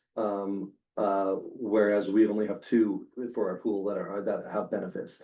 They did that because they just said that they needed to be able to keep people, and they cannot, with such a small staff, and that they cannot continue to have to retrain and different things. And that is one of the things that it is really important for them for retention. I actually went by and visited them last Thursday. I was in Bend for a meeting, and on my way back up, I swung over and talked with Courtney, their executive director, and they were just coming off of a month shutdown before they were starting to open up again. But they pretty much are just doing things for swim team and a couple of special things and everything, but 25 hours a week is about all they can do. For reference, we're open regularly about 65 hours per week at this district or at this facility right here. So they do have the smallest rate in the state. Hopefully that will change, but we had only 21 cents per thousand. The other thing to note that this is the only thing they do. They're not a Parks and Recreation district. They are an aquatics district. I think that their designation is still Parks and Recreation district, but they're called the Madras Aquatic Center districts mixed. So anyways.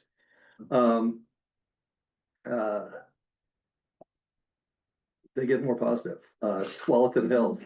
I know that we can't always compare ourselves to the big boys here, but Tualatin Hills, they're the largest Parks and Recreation district in the state. They've got the second highest combined operation rate. But an interesting thing to look at with this one is a couple things. So one, they operate 8 pools.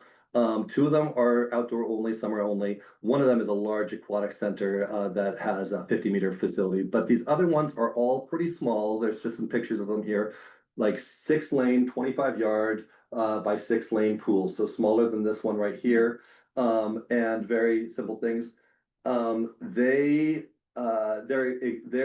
aquatics director was actually here last Tuesday and came over and met with Marcy, and I came upstairs and toured our office and.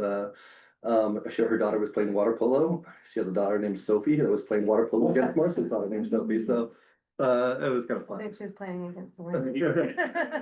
So, but we were chatting with her, and there's 6 facilities that are like ours that are the smaller facilities. They all have between 6 or 7 full-time with benefit employees at each one of these. They have multiple head guard positions, a front desk person position, and a cashier position, and then programming positions, and then the aquatic supervisor position. And again, it came down to they And said likely a maintenance. and maintenance, yeah, maintenance for each of these. So they said do we want to have do we want to be able to open during the daytime and do swim lessons and things like that for the day?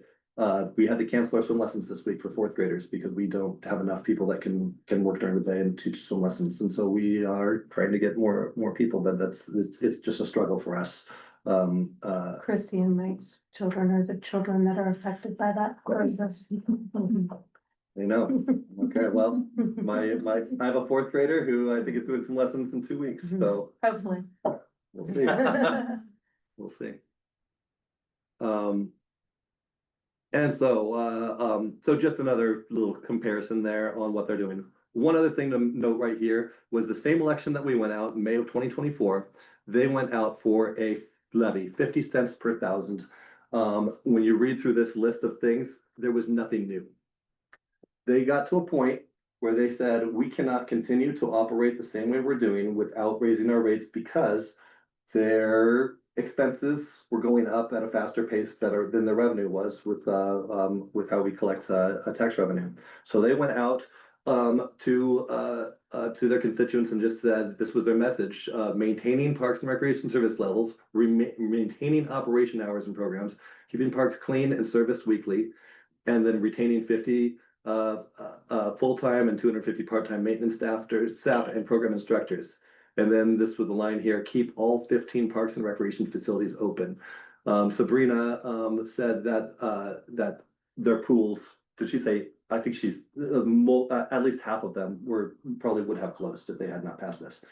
But they passed it by a pretty large margin.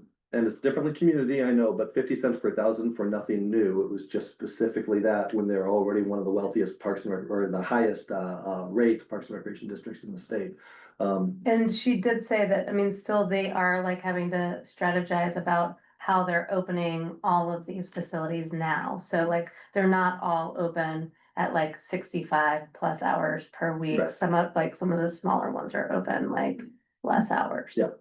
Which does make sense. Yeah, She said the good thing about that is that they've been, it's such a great problem to have. Like for us, we could never send them somewhere else, but they have like a schedule up there that says, if you want to lap swim, they basically have a place always open with lap lanes available. So you can just go to their website and see which of the pool it is, and you might have to drive another 5 miles, but you'll be able to go to another pool that has lap stuff available or lap swimming or whatever. So. Do they have a bond right now? Do they have a? They do have a bond as well, so their actual combined tax rate is over $2 per thousand. Yeah, wow. And they are looking at another bond next year. I don't know if their current bond is expiring, but they said that they are considering another bond next year. So anyways, that is a look around at some of the other agencies and tax rates and where we're at. I just wanted to just kind of share a couple of those stories just to kind of give you guys some perspective. I hope that helped. Next, I wanted to just jump in a little bit about like what funding options are. I know we've been over this before, but I just thought I would go over, and I added a couple of other new ones in here just to be able to look at there. Just because we get the questions about them. Private funding is one of the ones we hear is just like, hey, can you find a benefactor? Private funding is great. We'll pursue it whenever we can. It's better for capital. I think people want to invest in like, hey, I would like to help build the Indian Creek Trail, or I'd like to help with this. People generally aren't, I would like to donate money so that you guys can clean your restrooms on a regular basis. Operation dollars usually have to come from other areas than private. We won't turn money down if anybody wants to put something in there. I have heard of endowments and such where a person might leave an endowment to it that where you can get the interest off of it and it goes toward operations and things like that. That's very rare in large facilities. But I guess what I'm trying to say is I don't think it's worth putting a lot of effort into trying to find private money for operation dollars, and especially you don't want to rely on it on a regular basis. You don't want to, I would never hire a full-time employee on a person's promise to pay for that position. So local option levy. The local option levy, we all know what that is, but it can be used for maintenance and small capital projects. You can actually get a local option levy for 5 years and then borrow against that levy to pay for that. But it would be limited to however much you can borrow or pay off in 5 years of a 5-year loan. But usually it's used for operations. It expires after 5 years, and then it's in addition to our permanent rate. Prepared food and tax. We did explore this a few years ago. The county actually put it on the ballot a few years ago. It failed when they did it. We did not ever put it on the ballot. I have heard that the city of Cascade Locks is planning to put this on the ballot for a public safety measure. They were going to try and do this November, but it was a special election and they didn't want to be the only ones out there. So I think that they might be going in May of this next year and putting that on the ballot. So cities do have the ability to put it on, and counties. Last time we have explored this, we explored just doing it through Hood River County. We don't have this taxing authority where we could do this, but if we found the right partner, if either the city or the county wanted to put this on the ballot, they would have to administer it. So usually what you would do is out of this tax dollars, a certain amount is taken aside for them to hire an employee or to have the staff in order to administer the program of collecting these taxes. There's also usually a dollar amount that you, a rebate basically that goes back to the businesses that you're collecting it from, to help offset any extra work that they have to do to collect this money so that we're not hurting the businesses with it. Most of the places have had that before. And with point of sale systems and things like that, it's a lot easier for accounting of these things. Usually you just put in the code when you're putting in some sort of prepared food. It's just for prepared food, right, only. So meals ready to eat within 24 hours. And so like the fresh pack stuff at the front of Safeway that you're buying that's meant to be consumed within 24 hours, that stuff is taxable. Your restaurant food is taxable. Beer and wine is not. Beverages are, so like a coffee or Starbucks or something like that would be, but alcohol is not part of that. So if we did it, of course, the agency that we partnered with would probably want some of it as well, which would be fair, but we could think of like different scenarios where we would say like, hey, if if the city put this on, they could use part of it for their own parking operations, or maybe this could help fund the port and their stuff that they are going to have to start funding next year when their bridge revenue is no longer being able to be used for that. So there's What about the possibility of even just a Parks and Rec district absorbing those parks and saying as part of that deal, we'll but you guys can support us on getting this food tax passed? it's not enough to pay for the management of all the parks in the district. Yeah, that's what, I'm just curious what that number is. So Yeah. I wrote down like, what is it? Do you have any, I mean, I'm sure you don't know off the top of your head. When we did it for the What- entire did you- county, How much did they put? I'm not gonna throw out any numbers because I would have to do more analysis on that, but I did know that we studied it for everybody and it was not enough to pay for everybody. Yeah, no, I what- figure the 5% probably wouldn't be, but I'm saying if we were pitching something bigger to the city, saying, hey, look, we're gonna do, we'll go bigger, but then that means we may need a 6% or 7%. I'm Mhm. just curious what that possibility might be, or what's the breaking point, I guess. It is extremely complicated to figure out. We can put some work toward it but I wouldn't put any work toward it until we knew whether or not this was a possibility of if we're moving toward it or something like that. Because it's not, none of the stuff is actually really tracked by the businesses or anything like that. There's a whole methodology you need to go through. Well, I did it before with the county, but to segregate it out by the city and some other things, it would be very difficult but And the alcohol tax, I assume it's not up there because that's not an option, I assume? Right. Yeah, okay, just like clarify. I'd just be very cautious about the prepared food tax. I mean, if the sheriff's office can't pass a ballot measure to support their operations, I would be concerned about our prospects. Significant pushback we've seen already Yeah. as well. But the reason that I think that it's logically, I think it makes sense when you're talking about especially like if I was looking out for like waterfront parks and things like that to fund like the ports parks or the city's waterfront park or something like that. I think that there is a very direct connection between the tourists and all of the people that are making our restaurants so popular and the parks that bring them in. And so I think that if there's anything that you would tax in order to that you could make the connection of like these parks, without these parks, your restaurants would not be as busy. I don't think that there's a connection there. There's also a lot to be said that I hear all the time, why can't we just tax the tourists? Why can't we get the tourists to pay for this? And with Oregon state tax laws, this is about the only way that you can really target a tourist is food, is restaurants. That we can. That we Like, can. there's the hospitality tax, but that goes towards tourism expenses. Correct, yeah, there are some hotel taxes and such, but it's very limited on what it can be. There is a part that can go towards parks, ours never has. In the Dalles, there's actually, they get about $50,000 a year from tourism that goes straight to the Parks and Recreation District. Why does that not happen here? No. No, why does that not happen here? Any idea? Sorry, you have so much information, I just wanna keep asking you questions. City and 'Cause you're like, it's like a budgeting? hit. Yeah, city county priorities, I think it mostly goes to the chamber. Mhm. Yeah. Could we push back on that? I mean, is What that if something it's that can be changed? 50K? It's not gonna solve. No, I know that's not gonna solve long term, Yeah. but I mean, even every, I mean, literally, just even the funding that we're losing from the community, with the whole community ed and the school district, I mean, if that offsets that. Mhm. I mean, that Mhm. seems like that'd be eliminate that concern, at least short for now. Obviously, these are bigger things, I know we need to Yeah. fund in the longer term, I'm just looking at all, let's try to ask about all the different avenues and why we don't get some and why we. Yeah. And apparently. I said, that would be I think something that we'd have to study a little bit more, but it's a policy decision for the board. If the question, could we push back on that? You could ask, and push back on it. Where's your time? Well, and that will take time. Yeah. Right? So there may be something there, but it's not gonna solve the operational needs. Maybe it can help. Yeah. Keep up with expenses if that happens in some The years. county did split their part off a few years ago. I think some of their money went to the chamber and they put theirs toward paying for the debt on the new restroom and septic facilities that they put in at Toll Bridge and Tucker Park.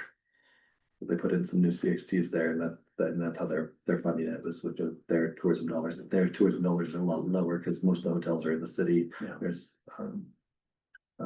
but their share of it, I believe, went to that. The last one that I'll look at here was program revenue. It's been brought up a couple times on program revenue, and if we could just raise our program revenue to cover the costs. Specifically, what about charging out of district people more since they are not taxpayers in here? It's definitely something that you know, other places do. Right now we charge we actually say that we charge the real rates to out of district people, and then we get a discount if you're in district of about 20%, but it's basically 20% difference. And so I did put together a spreadsheet, and sorry, Christy, I was not able to add that other part that you of the other revenue. So I'll just explain that. Oh, yeah, cause Yeah. it's big. Yeah. Before you get into that, Sure. I do notice that dissolve and reform is not on that previous slide. Cool. Can Yeah. you explain kind of why it's not on? I can, yeah, I want to just explain what it is, and so, dissolving and reforming the district is, because of measures 5 and 50, the only way that you can, increase the permanent rate is for you to dissolve your current district and reform, the district at a higher rate. It has only happened a couple times in the state. The most recent one was a 911 service district out of Bend, did it about 3 or 4 years ago. It is an option, and it's sorry, it was just an oversight that I did not put it on there, but that is definitely an option that we could look at as well, is dissolving and reforming. That would require 2 votes. 2 votes, and so you need to have a vote to dissolve your current district and then to reform your district, and it would actually be a bunch of votes, because then you have to form that whole district, so you have to have 5 new board positions that all need to be voted on for that new district that would be started at that time. Couple things with that is we can't put on we have to rely on the county to put that on. We can't have, so there's 2 ways you can reform a district. One is by a referendum of the people, so we could either go out and get a whole bunch of signatures from people. The easier way is to ask the county to go ahead and do that. So we can put the thing on the ballot for us to dissolve our district. They have to put something on to reform another district. You also need to have resolutions from any cities within your within the district approving of that. So we would have to go to the city of Hood River. If we wanted to add Cascade Locks, we could go to the city of Cascade Locks as well and get resolutions from them in order to form a new district and then bring that to the county. We did try to do that in 2019, yeah, somewhere in there. The county for years said that they were interested in it and they would do it. They got right up to the point where we actually got the city to approve their resolution for us to do this. And we went to the county, and the county didn't like the way that we were financing the debt. We had worked in the rate so that would be paying for the pool, and so we did not want to have an extra bond vote. We wanted to be able to go out there and borrow against that rate to rebuild the pool. And then in 25 years or whenever that the money ran out, we could decide, look, we thought, well, we'll probably have new capital needs and our operational needs might go up by that point, and we could look at changing the amount that we would use toward operation and then backing out the other part and continuing to invest in parks. And we just thought as a long-term investment in parks. They thought that it would be better if it was separate and there was a bond and then this. So when we looked at doing it again, we said having to pass 2 votes was difficult enough, having to do 3 of a dissolve, reform, and a bond in the same election just got too complicated. So we thought that the new idea we went with was to do a bond and a levy at the same time, so that we could hopefully run the levy a couple of years and prove ourselves, and then try and do the permanent reform of the district at a later date, maybe 2 levy cycles forward, so 10 more years. So that was the new strategy after that. But that was a strategy that we spent a lot of time looking into and chasing, and it kind of fell apart at the last minute with some a new commissioner that was recent, that was on the county commission that had pointed out some things that some differences that he has with it. So So like, it's an option, but not necessarily an option now. Like, it's theoretically an option. Theoretically an option. But yeah, and so practically not really. yeah, if I mean, if we wanted to look at doing that again, we could, but with the county, they definitely would not go for it. It also, it's just one of those things, once you have to go to the city and ask for permission and the county and ask for permission, it's adding some complexities there with having to do that. We are good partnerships with both, and I think that we can get to where we need to with both. But with just a local option levy, that is the one thing that we can kind of control and put on ourselves. Paired food tax, of course, is one that we would need to one of those to help sponsor. I mean, one thing that I would caution all of us on is there are 2 ways that I know someone who is a politician is lying. One is when they talk about compression, and 2 is when they talk about a prepared food tax. To me, I think it's a dead letter. I would love to see more creative financing of municipal functions. But it's like it's in the water here. I don't know how to explain. That would be my caution. Yeah. Program revenue, want me to take a look at that one? Okay, so let's see. The program revenue one, so this is just general admission charge and swim lessons. So basically our program things. I do not have the amount of money that we make on renting to user groups and grants. So this is not our full revenue from what we bring in. That other amount is about another $130,000 or so of projected revenue. So you would add that to these levels to get our total amount of what our revenue would be that we would be bringing in on a facility. But this is basically looking at the orange right here is our baseline. So each of these columns that has orange is our baseline. So what we have brought in the years 24 and 25. The purple right here are the ones that we can manipulate here and change a little bit. Zoom up right there. Okay, so the purple ones we can manipulate here. These are the things that I can manipulate. So things in red right here are our in-district revenue, and the yellow one right here is our out-of-district revenue. So right now, like I said, we are about 20% different. So right now, this is pretty much, this is all the baseline. Just because we pulled this data between 2 years when there was a price change and everything, there was a little bit of an anomaly. So that's why there's a $421 difference right here. But that should be a 0 difference for our intents and purposes, that is. So we can see a little bit what we could do. So let's say we decided to just go up with our regular revenue by 5% or so. So that's about a quarter. Oops, 5%. So that would put our regular admission of 551. We would never do that.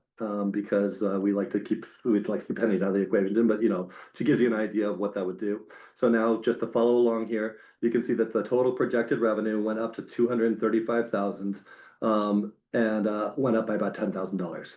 Now, the caveat here is that you can't just decide like, hey, we're gonna raise revenue, and then you're just making more money. At a certain point, you'll raise it too high to where people are not coming in. But just gradual amounts you can see right there. But let's go ahead and do the big thing that was suggested, which is our out-of-district revenue or out-of-district fees are too low. And if people are coming from out of district, they should be paying a fair share because they are not. $2,000 to enter the gym. Yeah. Right. So let's just double it. So if we decided that our out-of-district rates, we wanted just to double all of our out-of-district rates, we would just go up to 100% there. And it would bring our out-of-district rates up from this one, the 551. We'll bring this back down to 0, just so that we can kind of see what the baseline is. So it'd bring them up from $5.25 to $10.50. All in all, when you do all of that, it would bring in an extra $33,000. But it probably wouldn't, It probably wouldn't. admission would probably go down. Yeah, because people would not be spending $10 to $10.50 to come swim here. You'll From probably the still side. go up some, but Yeah, not that much. so, we can play with this all night long if we wanted to and just play all the different scenarios, but I really wanted to stick this in there just to be able to kind of just show that while it is a factor and it is something that we can play with and we can say, it's more of a philosophical thing of, do we think that people that come from outside the district should be paying more, or a significant amount more because they are not paying taxes into this district? That, I think, is more the conversation that the board should have. But the conversation of, if we did this, we wouldn't need to go out and seek new revenue sources because it would solve our problems. That's just not true. And so, we can play around with it and just say like, if we decided that, we were going to go 50% higher, and then we were just gonna go up by 10% when we did it, again, $36,000. So Mark, is there a need then to increase district or out of district fees to cover current expenses? Well, yeah, we don't cover current expenses at all right now. For the pool, but writ large. Well, yes, I mean, because like, for example, like, I don't even know how many years ago at this point, but like our cost recovery was about 50%, and now we're more at like 40%, Yeah. cost recovery. And so like our expenses are going up and we're not getting that. So, we're eventually not going to be. Yeah, so I think your question is, if we were building a new facility, is there a need to increase all around? And I think that if we had a new facility, it depends on the type of facility that we have and the kind of amenities that we have. So there's certain things that we might be able to charge some more for. If it's a newer, nicer facility, we could probably charge a little bit more, but without having like a whole new revenue model, we're probably not going to be able to like double our prices or have like some huge membership thing if the pool looks very similar to what it looks like out here, just shinier and cleaner. And so I think it's just a matter of how much we can charge and what we really do want to charge. Right. And so, because there are certain things in here, like swim lessons. I don't want to jack up the swim lesson rates to try and make some extra dollars. I think that swim lessons is one of the things that we really should be subsidizing. There's certain things, and this all comes down to our cost recovery model that and our financial sustainability model that the board adopted a couple of years ago, 3 years ago or so, where this year we actually increased private swim lessons by a significant margin because we looked at the individual benefit versus the community benefit. If someone's paying for private lessons, it is more of an individual benefit, and so we are recovering 100% of our costs on a private swim lesson. We will not subsidize that with taxpayer dollars, but. So would those say the same price up there for private and district lessons though? Is that No, what you're talking? no. Private swim lessons, each one of these is connected to where School districts. they would go up. Is that is No. lessons, what is We have district, we have like our own Oh, swim right. lessons here, and then we have private, so we have group lesson, Yeah. group Yeah. lessons and private. Yeah, maybe I should. take Yeah. And that that three. private swim lesson price is actually significantly higher now. than our, So I was using baseline data from 20. yeah, or yeah, or, This yeah, it's now, yeah, no. Yeah, so, but with how many private lessons we do, it's negligible. But just to be clear, all of those numbers are made up. What? All of those numbers are notional, not made up. That they're not in effect, they're not going to be in effect.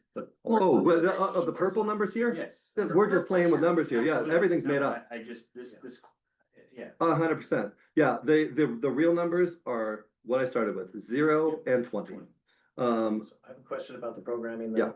So we're just talking about with the existing programming, what about the option of, I mean, new programming? Depends on what we have here. Right. If we build the exact same facility, if we like decided to do option one with the pools in the same spot and all of the different things.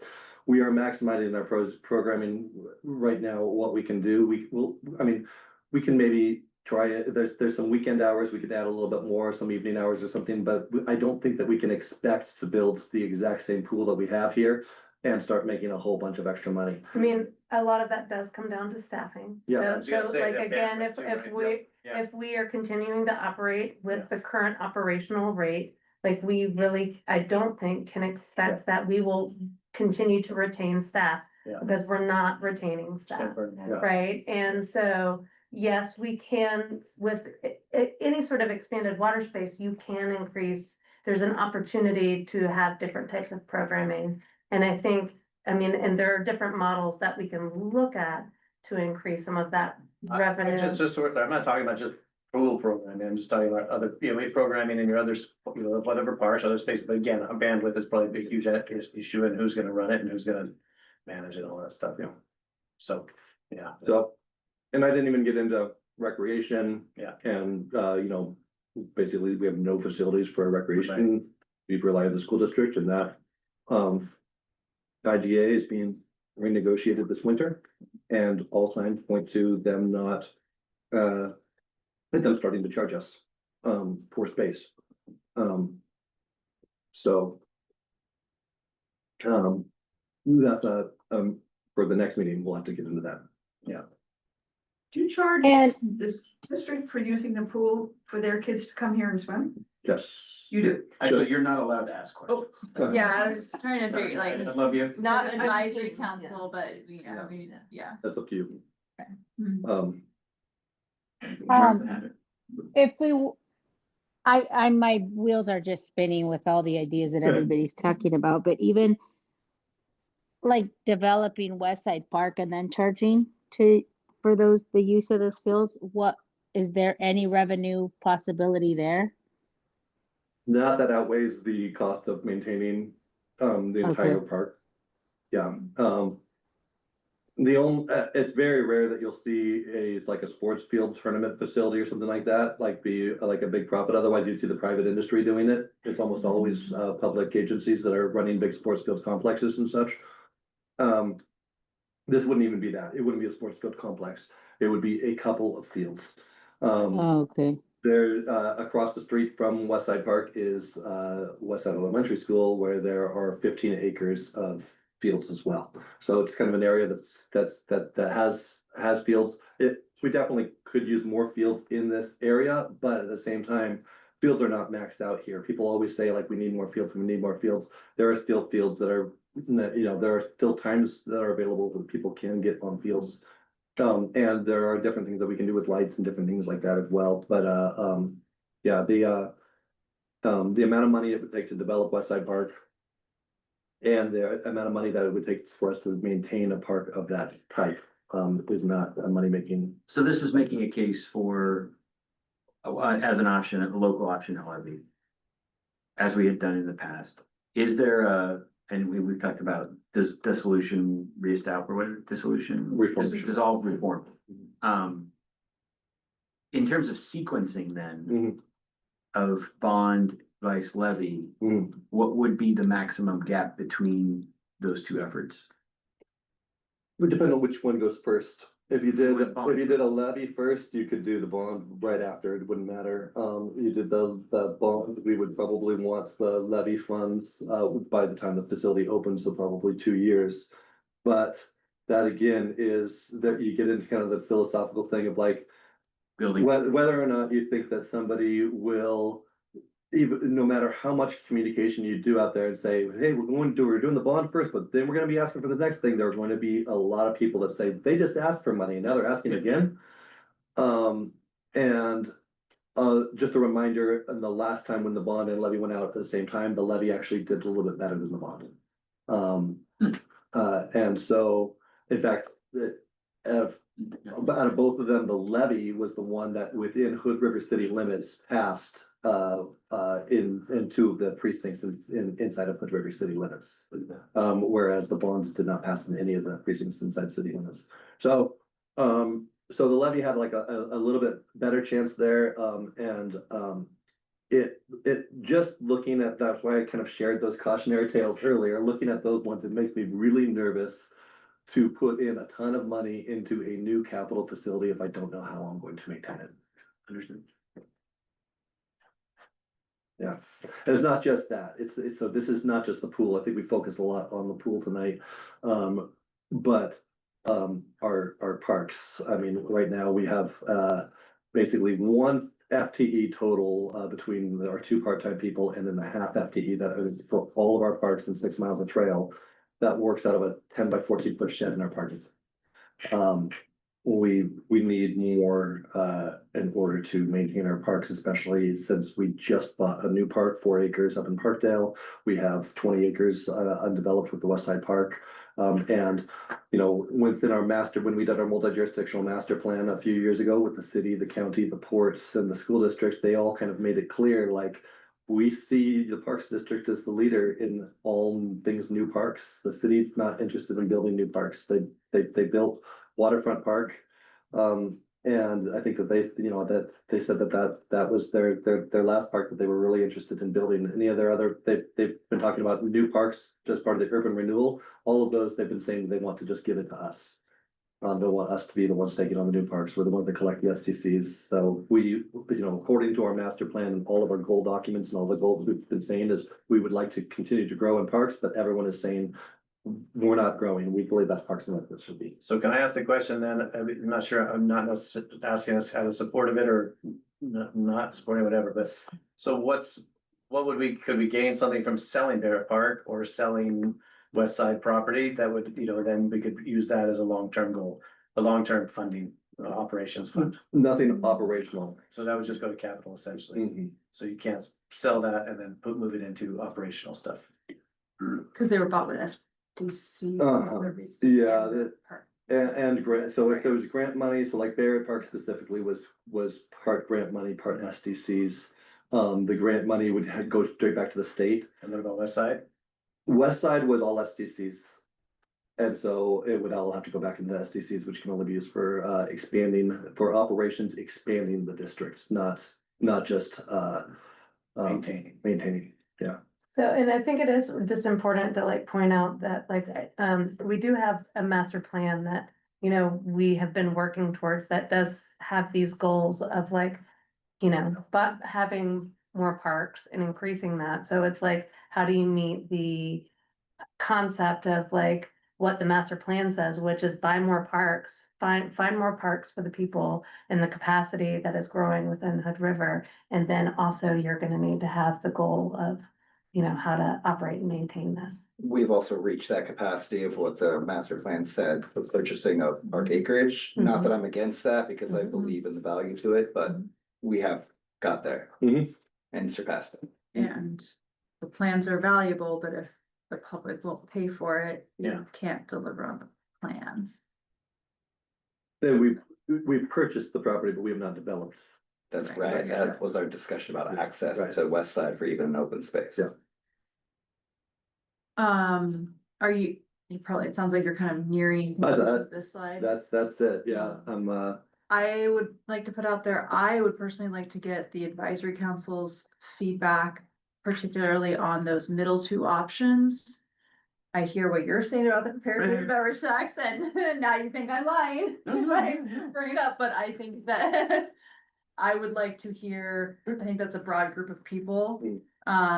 Especially there's this additional concept that wasn't explored previously. It could be a little messy, but this idea of like just within the city limits. So I would like to hear what that broad group of people, what their input is. On food and beverage and. In local, like when you're considering that those are kind of our viable options right now for increased operation dollars. Get a gut check from them. I am on the agenda to give like a little recap. I don't have to be this long and do this whole thing, but I could probably do a few slides of this at that Thursday meeting and I did a lot more time for you, assuming that there would be a little bit of a recap of. thank you for telling me. Yes. I also think it's important to continue the discussion of the dissolution and the reforming, not at this stage, Yeah. but because long-term, It should what be we on the- discussed, Yeah. it needs to be there for Yeah. 2 years down the line. Yeah, the font will get smaller, but I'll put it on. Yeah. Is there any way to define what the city would get out of that prepared food tax? Cause you had talked about, cause my concern is the city is already taking money from us with the development zone or whatever their urban renewal nonsense is. What are those, and I'm using this, I will not be the one discussing this with the city, I'll speak. Yeah. Let everyone know. Good. What do those pigs get if we do a food tax? Well, type. It's all hypothetical, it's all up to, it's, who knows? I mean, it's up to negotiation. Okay. I believe that if they were the ones to administer it, they would definitely want. Yeah, and they would let us take the hit. I think that they would be side by side partner with us on it. I admire your optimism. Yeah, I mean, if they're, especially if they're getting something out of it, I think that the city is definitely going to partner with us. The city, I think, is, they want to see us succeed because it also takes them, one, they live here and they believe in parks and it is always been a goal of theirs, but I think it also takes pressure off of them on delivering parks and recreation services if we're doing a great job. So I think that they definitely have some motivation to watch us succeed and to help us out with this. I think that they would definitely want something there, and then we could go with the county as well, but I just don't know with Cascade Locks doing theirs. Doing one as well. I'm not sure if the county would want to do it. Like I've heard the county actually discussing it for some of their own stuff as well, so. Yeah. Oh, hi Martha. I don't even think we should consider the food and tax. I mean, the restaurateurs were very clear that they would do what was in their hands to not I'm really make it with Martha happen. on that. I mean, I Mostly- think it's like, we shouldn't even talk about it. It's just mean. And I I mean, don't the mind- city always wants to look good. I'm very upset at them at this point right now with, I mean, I agree with, Brian. I think the They city just- county was all about pushing it before, and they saw the benefit for them when it didn't work out prior. But we did hear from the Restaurant Association, and more than that, I didn't hear from some of the other individuals that I think would have been heavily impacted. I think that the food trucks and that demographic, and some others is really important to understand. And I don't think that we did our due diligence there. I'm not necessarily in favor of it, but especially if we don't have more research. Because just because the county and the city may be for it, we heard enough last time that made me feel less likely to. And not to support everything you just said. I am curious what the advisory council. Yeah. I mean, But- I'm there. I mean, just because I don't wanna just say. Talk out of my butt and have it not be based on anything. I feel like it's based on something, but I'd love to hear. All of it. I mean, yeah, that's fine. I just feel like it's just like, oh, it's kind of just saying like, we don't care what you said before, here, but we're gonna bring it up again. Well, That we was like did 5 years listen. ago, but Yeah. it's changed, and the world Yeah. is in a place and. We listened, we did Yeah. a levy instead, the levy didn't pass, so we're in a Yeah. different situation now and. Yeah, they're probably gonna say the same thing, but just asking for a gut check from the advisory council, their guidance is the same, then it feels to me like, I guess that's clear, but if they're like, there's a consensus there that says, you know, you really should rethink this, that's gonna be some new info. I guess, yeah, I mean, you could, I haven't heard anything different from just when, even the comments on when the survey was out there on social media. Did you not hear us? We don't want a pool. I mean, I'm not trying to be negative, Sally, but I'm trying to be realistic, and things aren't pretty in the world right now. And I think that has a lot to do with any things we might want to put out there. And so to your point, Martha, it's food and beverage seems politicized that in a negative way. Is that what you're saying? Yes. I mean, if we want to get more negative impacts, just mentioning, and I think if I was a restaurateur, I would be pretty livid.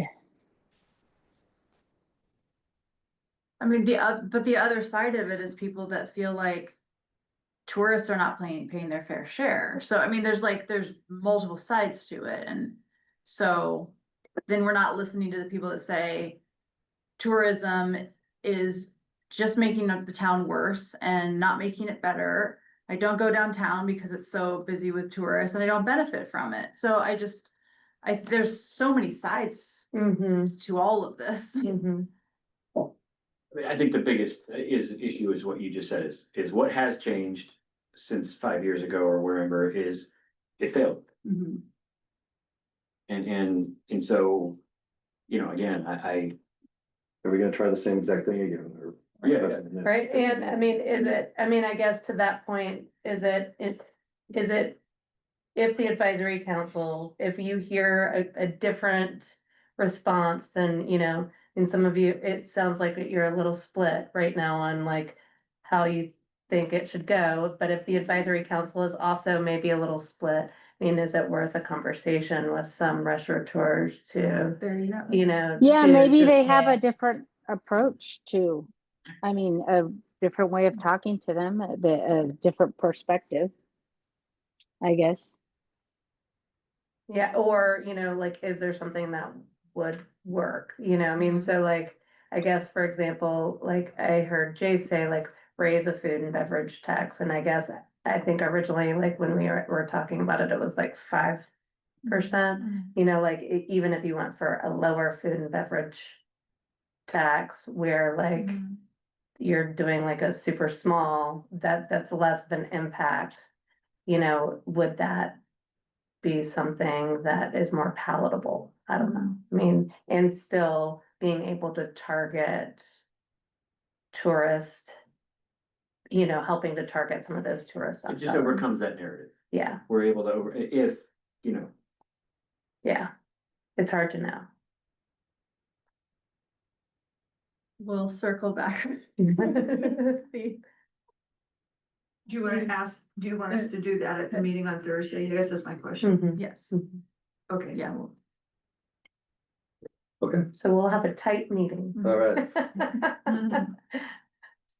okay, that is all I have for, the strategic planning, unless there's any other questions on any of the stuff that I put forward. Are there any, We got 2 weeks to think about it. yeah, anything else in the next, before when I bring forward, next time is going to be more details on where we are at, what it would cost us, and kind of the dollars behind some of this stuff. Is there anything else that you would like to see, or anything else with the data that I showed earlier that you'd like to know?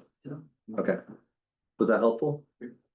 Yeah, like I said, the only question I had was curious, but I guess you kind of talked about just how much the city pays for their own maintenance of their parks and stuff. I can get that info, Just to have yeah. an idea, but just so we knew, if we absorb that, what can the city give us back, you know, in return? Yeah. To help maybe offset the bigger thing. Yeah, that is easy for me to get. So that's The hard part for me to get was how much exactly we could get for the revenue. Oh, no, 100%, yeah, that's gonna be tough. Yeah. What their, if we figure what their maintenance is cost for their parks. But And like I said, it would be a negotiation of how much, because it could not pay for everything. right, So it would be like, do you want to pay for a waterfront park with this, or you know, whatever it is. yeah, I know the question for the port too, right? So yeah, waterfront park, the major parks in town, like if if Parks and Rec was willing to take that on. Yeah. You know, and we would take that off their plate. Yeah. What can you give us back and what can we, you know, what can the city provide us to help that umbrella as well as our own maintenance of what's going on here? So there's a lot of questions there on whether or not, so if we would just say that the money then is going to go to the city who manages this park, or if you're saying like that you would want us to be the new owner or manager of the park. Yes, I mean, So, really, all of it's open. Yeah. I mean, I'm just trying to figure out like, yeah, if that could somehow, basically, we take that off the city's plate, the maintenance of these parks Yeah. and go under the Parks and Rec, what can they give us back to help pay for those things? Yeah. In addition to not just those, but our own things that we already have to maintain. Yeah, that's probably a more difficult thing to figure out how much that would all cost us. Yeah. And what it would take us to maintain those and what standard it would be and then the ownership of those assets and such too. Generally, it's not the best practice, although we do it with this a couple places, but to maintain somebody else's asset, when you're looking at long-term stuff, you usually want to have ownership of it. Yep, I get it. Okay. Let's move on, finance reports. The finance report right now, we are getting into August of 2025. So our revenue right now, it's kind of still early. Tax bills are going to be going out probably next month or so. So really the larger part that you're seeing right here is the budget carryover from this last year. But as far as the revenue goes, we've got some money coming in from the pool. 25% or so. We got a big grant that came in all at once, so that's throwing that off a little bit, but tax revenue is still 0%, which is the largest thing. So we'll be seeing that go up probably in a couple months. On the expenditure side, we're tracking around where I think that we should be for 2 months in at 16% overall expenditures. A couple of kind of larger anomalies. I talked about it a little bit at the last meeting of, things like the taxes. We pay those taxes only once a year. And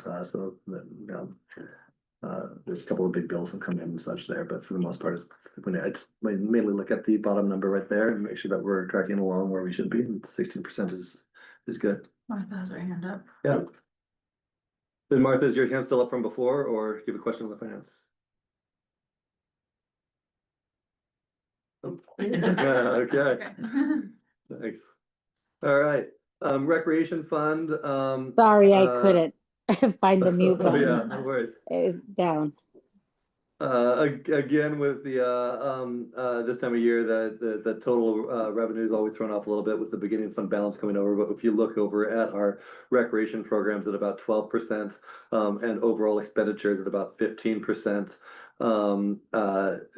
it's about where I felt like it probably not necessarily should be, but where I was expecting it to be. Again, our recreation money is so cyclical with when it comes in, with us, collecting registration. And so all the revenue comes in and then doing a whole bunch of the work to put the program on. So things like summer camp, we collect all the revenue in the previous fiscal year, and then we pay it all out at the beginning of the summer, the beginning of our fiscal year. So it's kind of difficult in these early days to really see a pattern right here. You gotta wait a few months. And then system development charges. We've had a couple coming in, just kind of trickling in. This is probably about 3 of them here. Sorry, that was interest inside urban. Right here, 3 of them or so. 2 or 3 on inside urban growth boundary, and then probably 2 right there for outside urban growth boundary. And so that makes sense this time of year. Again, people aren't usually getting building permits in July and August. Most of that happens in the springtime. We are expecting a couple of bigger ones coming in, like the ones that we mentioned at the last meeting, which still we haven't signed a contract on. But and then no changes in the improvement fund. Director's report, we can get into go to the order. Let's do that last, and I will do a couple things. I mentioned this earlier. Parkdale Park, the grant was voted on by State Parks, and so yeah. So great, Point, that's 6 new acres uh-huh. to maintain. It's such a pretty sight. Now that we end with this. Yeah. No, Congratulations. just kidding, it's awesome. No. I was just emailing the owner, today about it, and, he's really excited too. Very. And so, he's coming in a couple of weeks, and, we're making plans to go meet there on site and kind of do a walkthrough and talk about, where the underground utilities are, how you turn the water off, all of that stuff, and just do kind of kind of Passover sort of, meeting about it, so. We will, go and talk to him about that, but probably we're expecting the contract to come in sometime in November to be able to sign, and after that contract signed, it's just a matter that the contract is already written with him. That was our option agreement was actually a sales agreement with an option attached to it, and so all we have to do is send them an official letter stating that we are, executing the option, and then call the title company, and we can start moving through to do it. So, cool. One last thing, you probably saw my email on this, but this was a really cool project, with, the county where we did get the county to build this web map thing. We did pay their GIS person, in order to do it for us, but he did such a good job. Jake Edwards is his name, and just after talking to him and seeing all the different things that he can do, the county does offer, any outside agency can pay him to do GIS work for them. And I'm glad that we did it for this one. It's pretty cool. We'll be able to change this once we narrow it down, to which one we are. So if we put this on the ballot, we can just say like, this is what it's going to cost you. So it's a great thing. You can just type in your name, your address, anything into here, and it pops up with your property, and will tell you what you currently pay, it could show you what a levy rate would cost, what a bond rate would cost, and your total dollar amount. So I think it just takes out that guessing work of the people that are just saying that don't understand how this works. So anyways, really cool, and I'm glad that we got that built. And then a good of the order. So this is up for you guys. If there's anything that people would like to bring up for the good of the order. And we are still planning to do We executive. are planning to do an session. executive session, yes. And that's on the real property, is that the? It's real Yes, property, yeah. we'll tell. Yeah, Okay. Do go to the order. Well, go to the order. I guess I'll just like to say thank you to Marcy for really putting a lot of legwork in and getting the grant happening. I'd like to thank Kelsey, thank you all the time for all the notes you take for every one of these meetings and all the snacks. And Mark, honestly, thank you for, I honestly love hearing that, like, you always have so much information. I just can sit here and just listen to the history lessons of it all. So, yeah, just want to thank you three for being here and doing that. Well, that's all I have to say. Thank you. So we get to go home. Session, No, you guys. Thank you guys. Thank Jason you has the final word on that. And on a positive, hopefully. Yeah. Exactly. Thanks, Have a guys. good night, you guys. See you. Okay. I think. Thank you. See you Thursday. Yep. Okay, thanks, you all. Yeah. This, hey, So Jane, before you you pause it, probably just need to say- use the side door to get out. Okay, Will do. thank you. Yeah. She knows, she knows the way Out out the window.